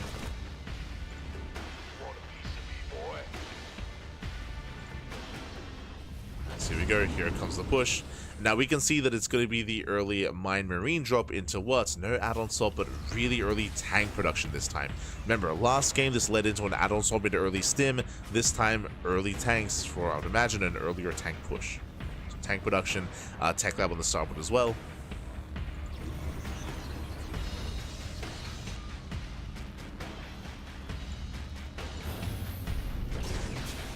Tech level to start put into add-on swap into earlier stim. Okay. So earlier stim, meanwhile the drop does get into the mineral line. Kings just try to hold on. Marines, they trade well for themselves, but ooh, the Widowmine does fall. Forced to pick up. Forced to pick up. They get damage done on the Phoenixes, but they do not kill. They get a sentry. Sentry for Widowmine. Percival pulls away, Reaper into the main, gets some more scouts. It's going to be a charge follow-up. Once again, same build. So, Classic opening up Phoenix into charge into most likely Storm.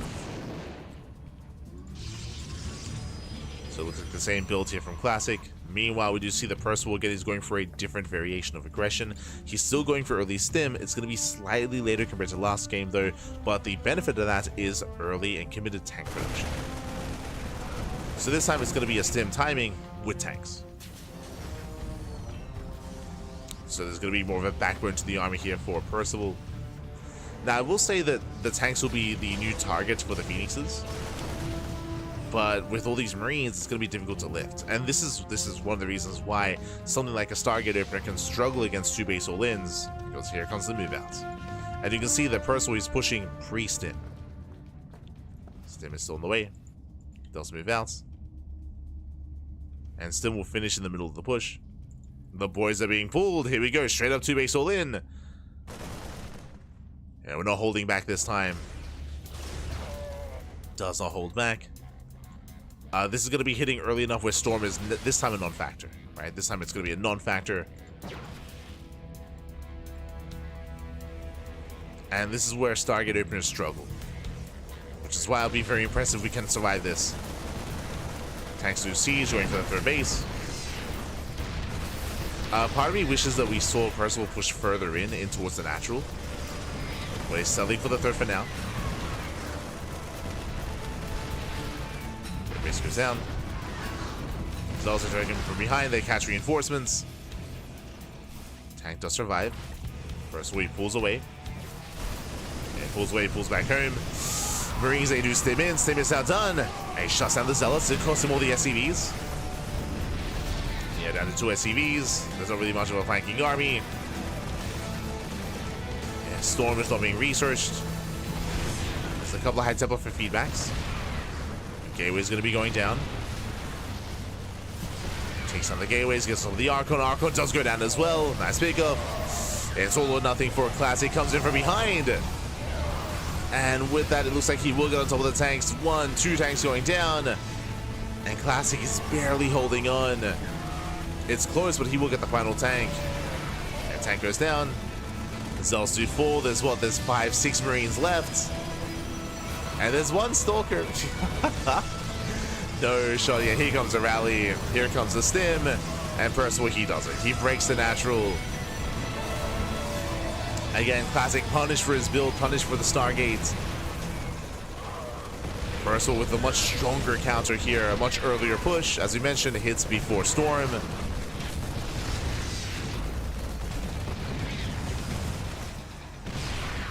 With that Percival, he's here to make a series out of this. Takes down 21 workers, gets on top of the tank. Marines they kite back. Archon's dishing out a lot of damage. Jesus.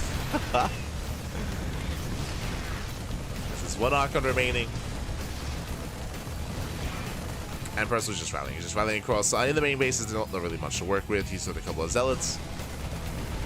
The natural will fall. Got the bunker, of course, is complete. And we see Classic does take down 1 tank, but he gets replaced. Yeah, he gets replaced instantly here.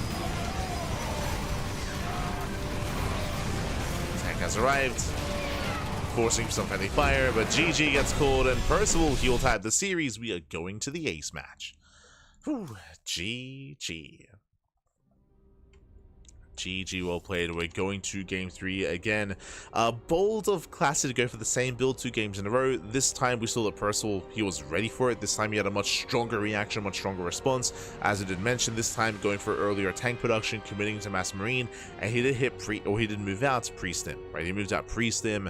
That's why he was able to push so early, so quickly, siege up his tanks. I was a little bit concerned by him going for the third base first, because that did give Classic a lot of time. But despite that, Percival still had a massive army. Stim, of course, did kick in the middle of that fight as well, and he was able to overwhelm. GG. GG, well played. With that, we're getting into the ace match. We're going all the way to game 3. It's going to be on Ultra Love. Let's go. And I'm hoping the Classic does not go for a Stargate opener again. Like, I feel like we're done 2 games in a row already, more than I'm used to seeing. And we'll see what he goes for this time. As spawning in the bottom right corner of Ultra Love, we have the South Korean Protoss player. We have the Orange Protoss being forced into the ace match. We'll see if we can bring it back. Representing Virtus Pro, it is Classic.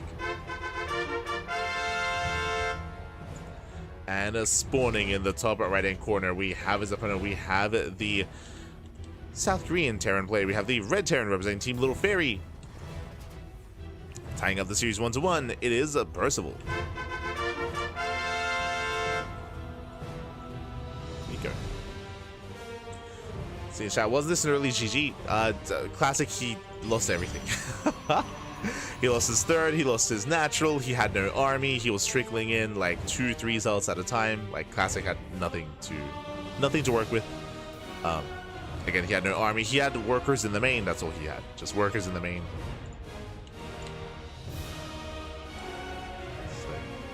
We'll not call this an early GG.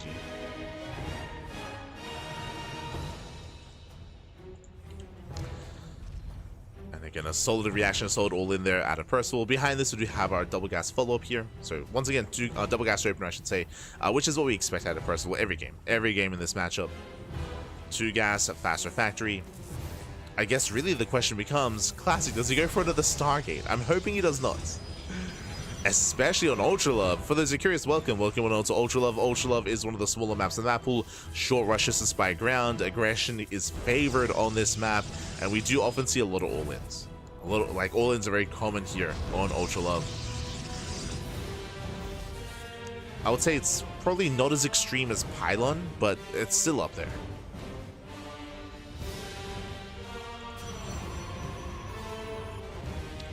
So our eyes are going to be on Classic. And now Percival. Again, double gas means faster factory. We do have straight up Reaper into Tech Lab. Now, the last time we saw this was game 1. It was for an add-on swap into an early Cyclone.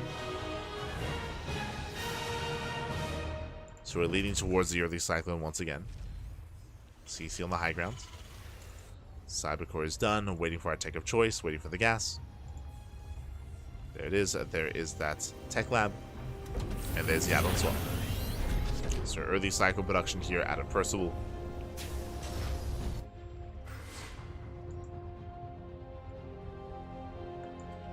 And there it is, Classic. This time he does open up Twilight Council back at home, not Stargate, which I do appreciate. So Twilight Council opener here going into Blink. We're done with the Stargates. And this is going to be a really nice gamble here for Percival as well. Takes down a probe, rotates to low ground, going for another. Will get it, and does get away as well. Nice movement, nice control. 2 probe kills. Percival does pull out.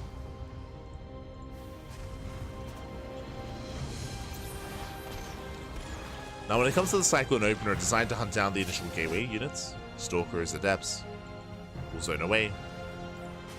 Hallucination to the main base does get eyes on the second ranks. Let's get eyes on the production. Reaper goes down. Checking the vision, Percival, he did scout the tech. He did see the blink. So he now knows that Classic is not being greedy. We're expecting a 3-gate blink at a Classic. We'll see if he cuts corners. We're expecting 3-gate blink into a Robo, especially on Ultra Love. If he does cut corners, then Percival can abuse that. But there it is. Second gate. Third gate, I should say. So 3-gate setup. Very safe.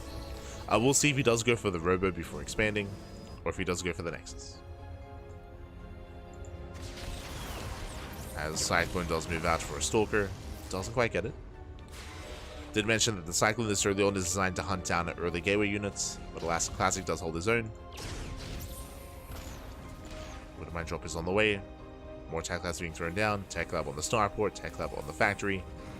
Once again, really early stim. Okay. Early stim out of Percival. I mean, we knew that he was going to go for most likely a 2-base all-in of some kind. So we're going to hit another timing. Once the Stalker does go down. Might jump into the main. Nigel gets in, takes down the Adept. Classic is going for the Robo before expanding. And the Medivac does pull out. Does pull out in time. And Percival, he is going for that sim timing.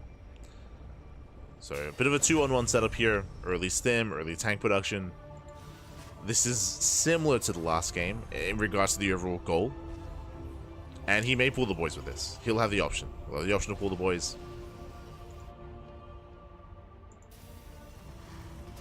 As he's still building up his forces.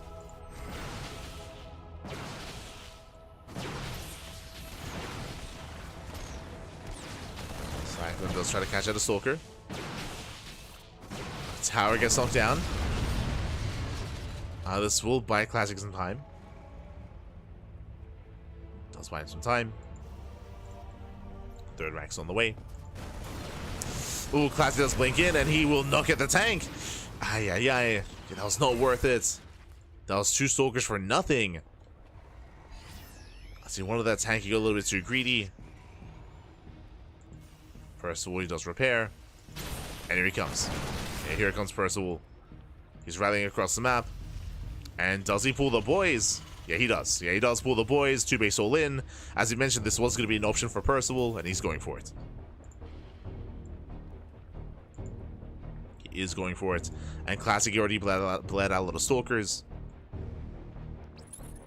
Classic trying to keep up. Observer goes down. Nice line. Chase down the Observer. Classic now is aware of what's happening. Charge is about to finish. And he needs those charge lots. Oh. Runs into the Immortal. Nice snipe here. The Immortal does take down 1. 2 tanks. Bird tanks go down. But the Stalkers, they get punished. The Stalkers are punished. Marines, they rush in. 21 Marines left. So it does get into the Immortal. The Immortal will go down. And there's just not much of an army remaining here for Classic. He just let out so many Stalkers throughout the course of this game. So many went down. Does have a couple of force fields. He will buy some time. But from here, Percival, he does siege. Oh no! I missed rally. Rallies the Immortal in. And the Immortal goes down. And Percival, he's done it. At this one, he's done it. He has broken the natural. Depowers everything. Depowers the Robo. No more Immortals. And Percival, he's going for the kill. And Sims further in. Boys are being pulled. More probes going to be going down. And behind this, we'll bring in more Stalkers. He does have the gateway still up and running in the main. Does recall over towards a third just so we can have some mining. But there's no stopping this army. Oh god. Guys, we got 26 Marines. Once again goes for that. Once again gets punished though. Takes out the tank. Leaves out 2, 3, 4 Stalkers. 5. Even more. And 3 Stalkers left. And now he's made his way into the main. Made his way into the main base. At this one, we're just camping the main. There's 2 Stalkers left. And Percival, he's done. At this one, he has done it. He has broken the back of Classic. And again, Classic, he just split out so many Stalkers in the lead up to the all-in. That's what made it so much more powerful. As long as he let out, what, 4 or 5 Stalkers in the process, as Percival was moving out. Reinforcements have arrived, they're going for the natural. And Percival, he has a massive economic lead. He's on 2 bases, he's been rebuilding his SCVs. Takes down the third. Classic is catching reinforcements. These are good trades for Classic. Does catch some Marines, but he will lose the expansion. And Classic is down to 1 base. He's down to 17 workers, down to a 1 base economy. Not even because the probes, I mean, they're left idle. And yeah, GG. Percival, he will claim the series 2-1, advancing on to the grand finals. GG. Whew. GG, well played. Again, a very intense series here out of Percival. Non-stop 2-base all-ins, which is what we expect. There are certain players that are hyper-aggressive. I think of players like Ryung. I think of players like Percival as well. That they don't really play out into like a 3-base or into the mid-game. That's not really their preferred style. Specifically in this matchup, like Percival, he does play macro. He does play more standard against Zerg and against Terran, but against Protoss, hyper-aggressive play here out of Percival. And Classic, he was playing with so much fire, opening Stargate in the first 2 games. He got away with it in game 1, but he got punished in game 2. Here in game 3, we saw a bit of a lapse in judgment from Classic. We saw him multiple times blink forward, for example. Again, I'm still referring to the first push. When he blinked forward, he lost a bunch of stalkers. He failed to kill the first tank. That was a really brutal moment for Classic. It allowed Percival to just snowball out of control from there. We saw in the aftermath, Classic time and time again, he was diving on tanks, but every time he was bleeding out so many stalkers in the process, to the point where he just could not maintain those losses, couldn't sustain it. GG, well played. And with that, we have our 2 finalists here. Oh my god. We have our 2 finalists. It is going to be a Terran versus Protoss matchup. Let's have a look. Let's have a look at the brackets. Bam.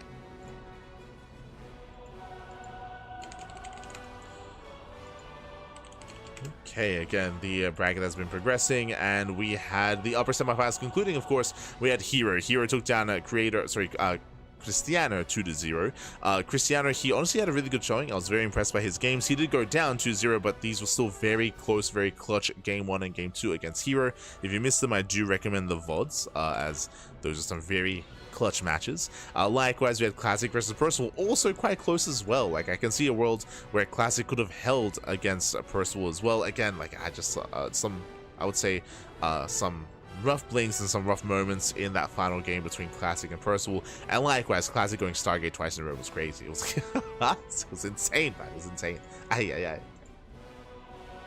But regardless, GG, well played. In the end, we have our 2 finalists. It's going to be herO and Percival facing off. And again, Percival exceeding a lot of expectations here. He took down Trigger and he took down Classic, 2 players that I 100% favor over Percival. Bearing in mind that Classic and Trigger are both in EWC. They're both in the Esports World Cup, but they both go down here to Percival. GG.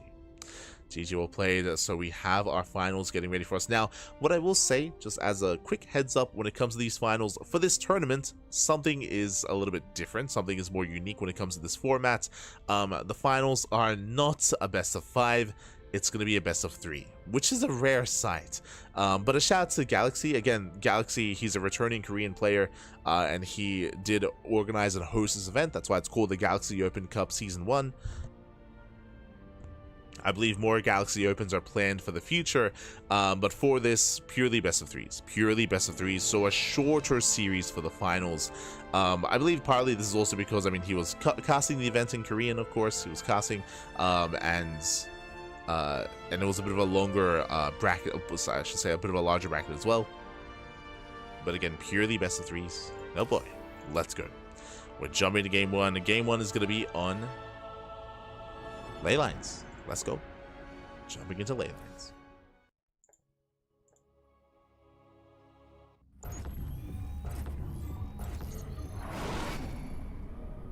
Korean Percival. Yes, Korean Percival. Yes. Which, yeah, is an upset for sure. Is an upset. And here we go. We're getting into the grand finals here. We're getting into our best of 3. And spawning in the top right-hand corner of ley lines, we have the South Korean Protoss player. We have the blue Protoss representing Twisted Minds. It is herO. And spawning in the bottom left-hand corner, we have his opponent. We have the South Korean Terran player. We have the red Terran representing Team Little Fairy. It is Percival.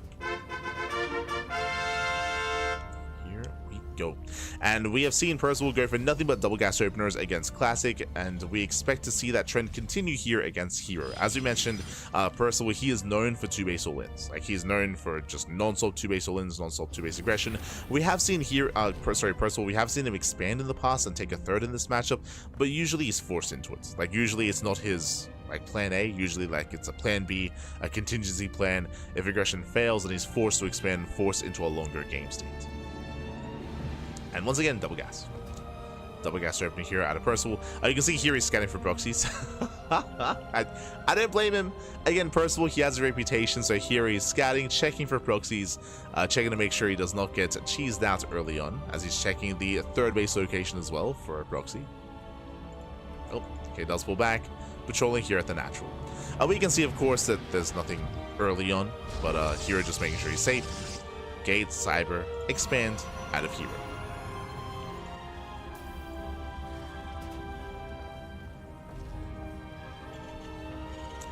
Percival never really achieved anything. I mean, I would not be so harsh with the phrasing, but in a way, yes. Percival, he did make it into like a season of GSL, and Percival did retire. I should emphasize that as well. For those that are maybe unaware, Percival, he did retire for a time. He went and he conducted his military service. Fun fact, he came back at the end of last year. He came back in, I think it was November. It was either October or November of last year. So he's been back for less than a year, and I remember when he showed up, I was like, oh my god, you're back, you're playing again. And he expressed and he said that, like, yeah, I'm back just for fun, like, you know, I'm here because I enjoy the game, want to play the game. I'm gonna be competing a little bit, yes, but I have no intention to like to commit like as hard as I did before, and to devote as much time to StarCraft. And then he got hooked. So he was playing a lot of tournaments throughout like November, December, and then he started streaming again. And since then, it's been a couple of months, of course. It's been almost a year, and he's been on the grind. Like StarCraft got its claws into him and dragged him back in. You're never really gone, sort of thing. And Percival, he's doing really well recently. He's been achieving a lot and improving a lot, and I would say getting better results than he did previously in years past, to be honest. It's been quite impressive to see his growth over time.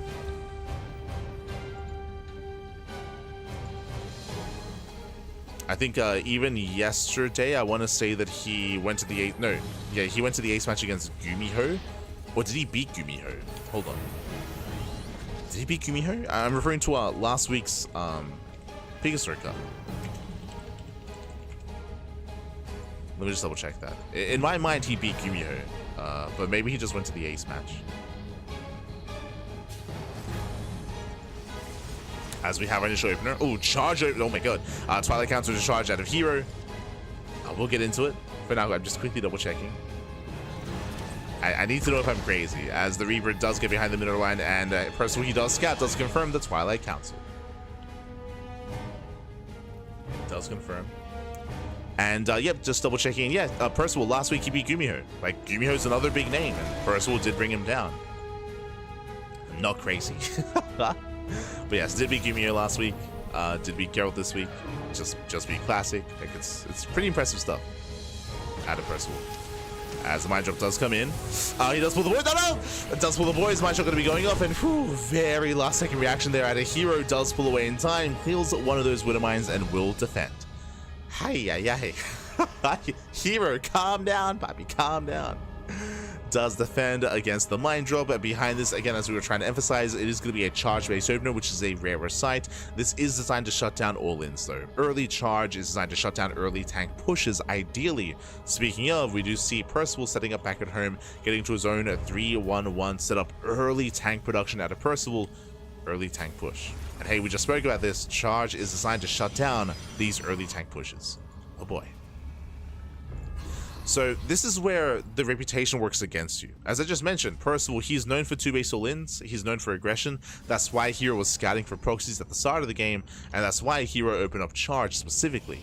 So he does see the move out, the adept just saw the tanks, just saw the main army. The boys are being pulled, yep, 2-base all-in out of Percival, and hero, he's getting ready. Now, the downside of going into charge is that you can't engage ahead of time. With Blink Stalkers, you would be poking away at this army, getting a couple of Marines, blinking back. Here with charge, you're looking for one big fight.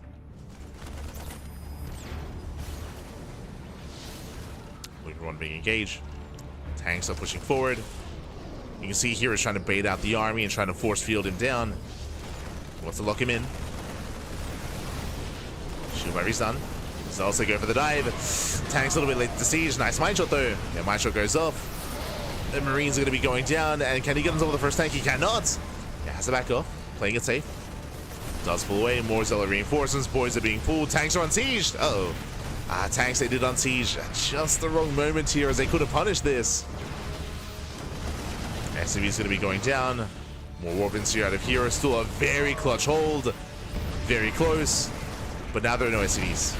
Now there are no SCVs. Only one tank is sieged. Zealots have arrived, and here he will clean this up. He will clean this up. He will shut this down. Charge will say collapse on everything. And here will defend. He defends, he cleans up the army. Again, very patient play at a herO. That was really close. That was really close, really clutch. Honestly, if Percival hadn't unsieged at that moment earlier, he might have just broken through. It was a very clutch hold. I say that nice juggling here does keep two of those tanks alive, but here is chasing him down. Yeah, here he does chase him down, does get a tank. Does take down one of the tanks, does force Percival back. Behind this member Percival, he pulled the boys. He's down in workers, down in economy. Here, he is thriving on 3 bases. And here he defends. Here he defends. From here, he's getting further ahead. We have +2 on the way. We have Blink on the way. We have the Bay on the way as well, getting into Colossus production. herO doesn't have to push into the natural. He can just calm down, back up, and macro up. He can just macro out of this. And again, here just had a really good read as to what Percival would go into.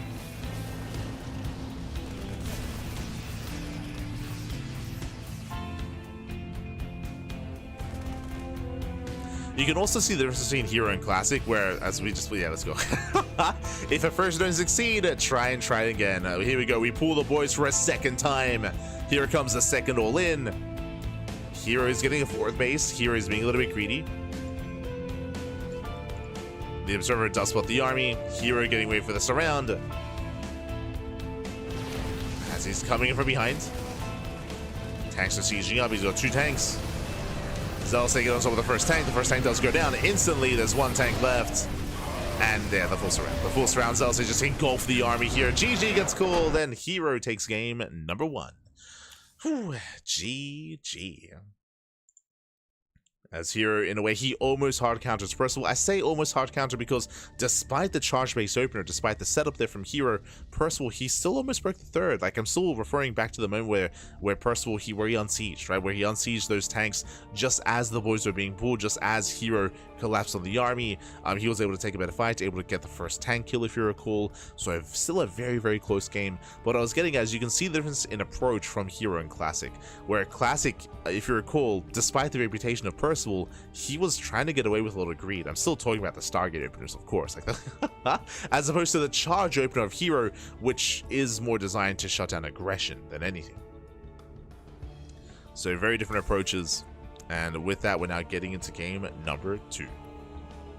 Gonna be loading into Tokamak. Let's go. Best of 3 finals is weird. It is. I feel like I'm left wanting. But it is an oddity here. There are some tournaments, like I think Dave has been hosting some tournaments which is like pure best of 1s, even like finals best of 1s. Like we've seen like some crazy stuff like that. But I do agree, having a best of 3 finals, it feels a little bit incomplete. It's like give us all the games, baby. Give us all the games. But here we go. Here we go. We're getting into game number 2, and spawning in the bottom left-hand corner of Tokamak, we have the South Korean Protoss player. We have the Blue Protoss representing Twisted Minds. It is herO.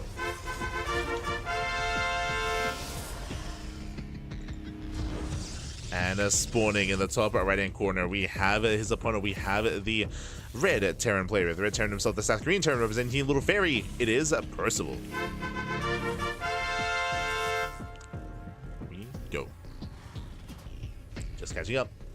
Gumiho is arguably the best TBT player in the world. I would agree. I would agree with that. Like, Gumiho, he has some killer TBT.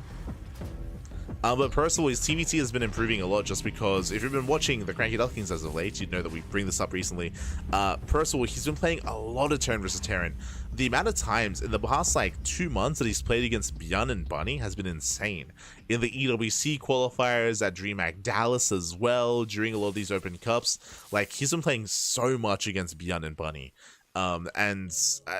Typically, Percival, he would lose those matches. He would lose those matches, but he would often make a series out of it. He'd often take games, take maps, and because they play so often, his CVT has been gradually improving. To the point where, hey, he beat Gumiho not too long ago. So, of course, there are benefits of that. It reminds me, of course, of, like, Clan versus Max Packs, like, circa 2021, 2, and 3, where because they played so often, they played so much, they both improved their respective TVP matchups to the point where they got to be, like, the best in the world. But from here, once again, double gas. No surprise, once again, double gas opener out of Percival, going for the faster factory. Again, we expect this every game of the series. If he ever doesn't, then we'll make sure to point it out, for sure.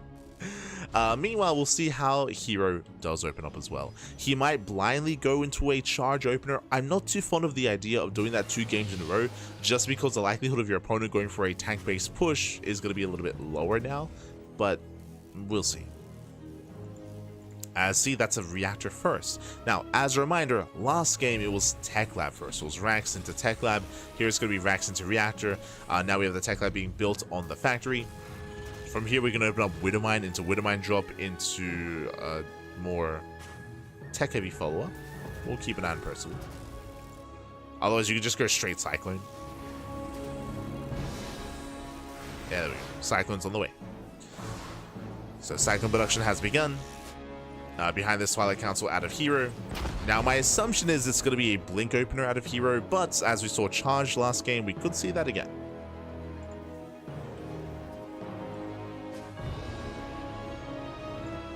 Depending on what herO feels like is coming his way. This is what the Tech Lab. Twilight Council's done, going into Blink. Okay, standard build here this time by herO. I do like this. I do like the idea of him mixing things up from game to game. To try to stay unpredictable. Meanwhile, it is going to be early Cyclone into early tank production. No add-on swap. Okay, so really fast tank production here out of Percival. So once again, he's going for another tank push. If here we're going for another charge-based opener, I would favor herO in that kind of position. But here, Percival has potential. Hallucination Scout does come in, and he does get eyes on the Tech Lab. He confirms Cyclone. He also confirms no add-on swap. He doesn't see the early tank, but he can assume. As Percival is already pushing. So yeah, just a really, really early timing here from Percival. He's rallying across the map, rallying the tank, the Marines, and the Viking as well. If you recall, Ryung did this build against, was it Krystianer? Ryung did this, yes, against Krystianer earlier in this broadcast. He went for the same build. Hallucination does come in from behind. Does come in, yeah, he sees the Viking. He does spot the Viking, he knows. Yeah, here he knows, he's aware. Shield batteries are on the way, throws down a second shield battery, throws down another pylon to keep everything powered. And it's going to be up to herO to engage ahead of time. Here he rotates to the third, but he does miss the army. Coming in from the left.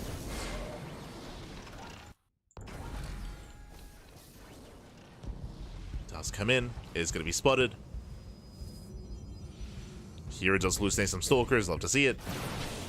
And now he gets another tank. Yeah, the first tank goes down, massive pickoff. And without the tank, there's nothing here. To be honest. Yeah, there's not much here. Marines, they get shut down. Medevac, oh my god, barely escapes.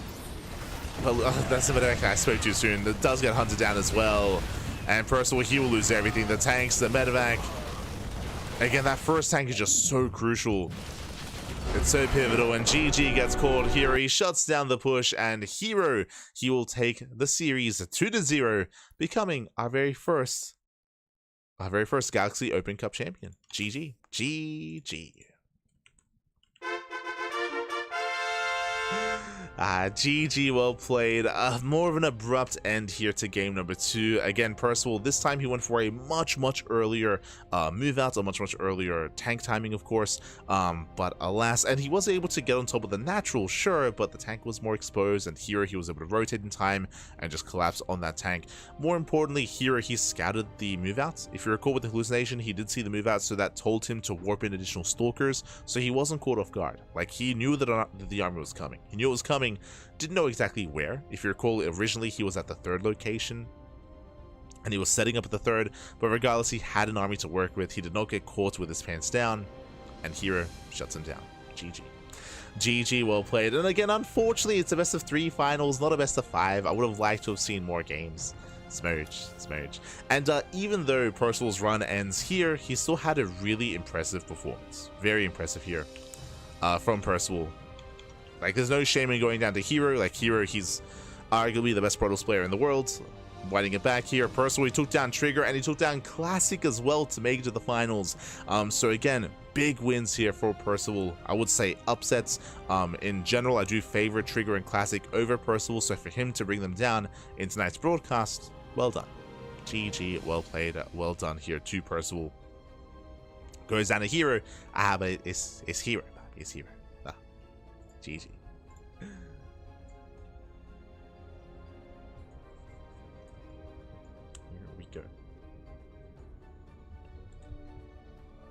Clearly, we need a best of 15 finals. True. Give me the best of 69. Ay.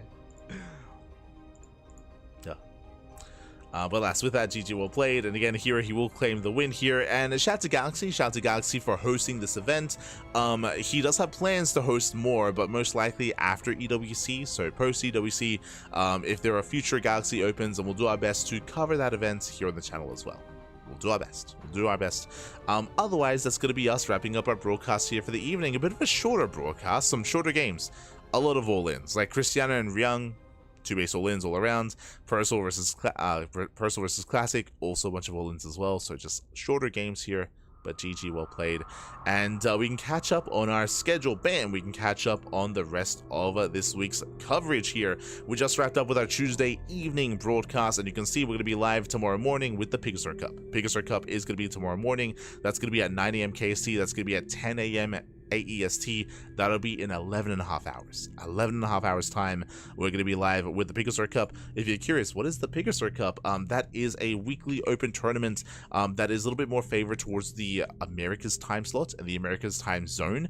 So because of that, we often see players like Estrella, and we see a lot of the other American players like Dolan, sometimes Future, for example, Starkiller, and some of the others, alongside the DGen Europeans that stay up, so Clem and Max Packs, alongside, I want to say, Geralt, Skillus, Nicaract. There's like a select number of players, Jumi, there's a select number of players that are like full degenerate, that play like at 5 AM in the morning.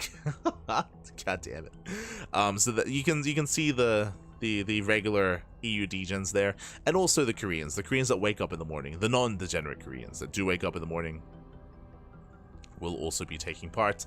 What I will say as a heads up regarding tomorrow's Pegasus Cup, usually we see Max Pax and Clem just because they often do stay up. But remember, Clem is in Korea. He's in Korea. Clem is in Korea. So is Rainer. So there's maybe a less of a chance that Clem wakes up in time for this. We'll see. I know that Trigger, he has them on a strict schedule. I know that he does whip them into shape, and he does often make them go to bed early and make them wake up early as well. So yeah, we'll see. We'll see if Clem and Rainer wake up in time for the Pegasus Cup. We will see. If we saw a best of 69, would they die of exhaustion first?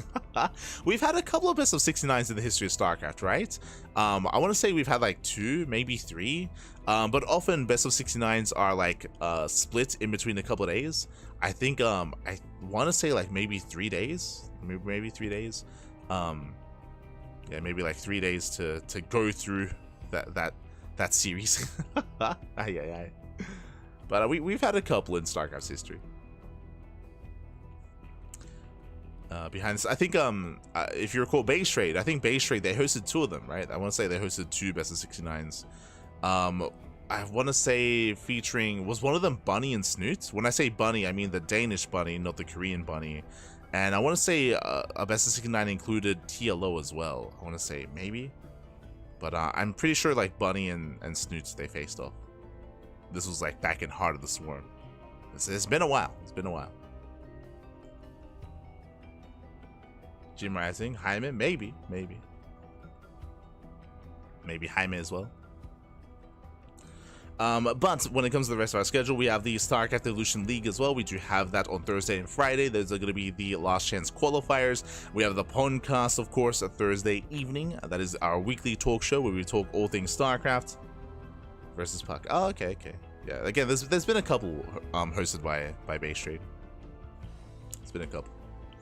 And likewise, there's actually one extra event here on the schedule that hasn't been posted.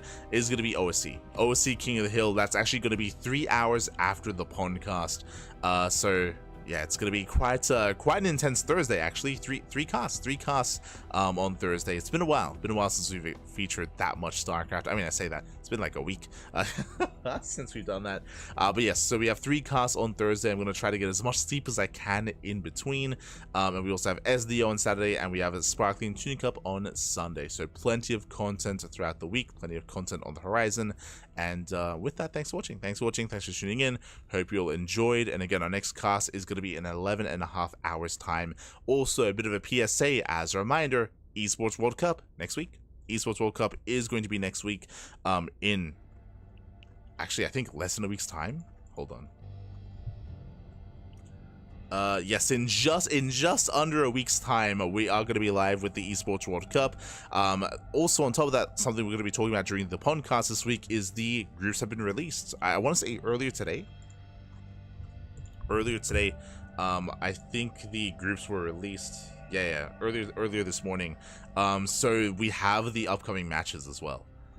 Oh boy, it's gonna be crazy.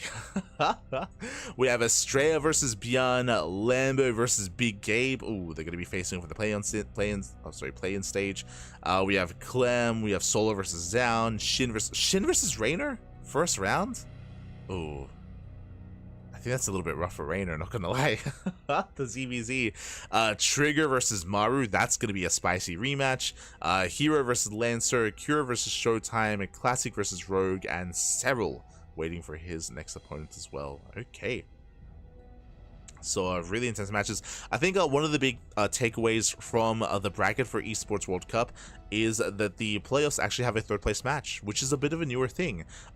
Some of the online tournaments do feature third place matches, but it's a rare sight in these big events. In these big offline tournaments, bronze matches are not often seen, just because, especially because the players just lost as well. Because they just lost, there's a little bit less on the line. Obviously, there's a lot of money on the line, but yeah, it's still a rarer sight to see bronze matches. So that is going to be a feature in EWC this year. So that is going to be interesting to delineate between third and fourth place. But otherwise, thanks for watching. Thanks for the support. We're going to be heading off here for the time being and give some love to Eba. Eba is streaming. I know that Eba recently, I think, started streaming with Cam and Mike, so you can give Eba some love. We are done here for the time being, and we'll see you guys next time. So thanks for watching, whether it's tomorrow, whether it's sometime next week. You know, we're live on a daily basis here on the CranKy Ducklings as always. If you see something that you like here, and if you can't watch it live, then check out the VODs on YouTube. Exclamation mark socials in the chat. We do upload to YouTube on a daily basis, so if you can't watch live, YouTube is the place to be for all the VOD content, for the podcast, for SDO, for Esports World Cup, for Home Story Cup. We were the B stream for Home Story Cup, so if you missed out on the Home Story Cup, then we have all the coverage there as well. Thanks for watching. We'll see you next time. Ciao, papi, ciao. See you next time. Hasta luego.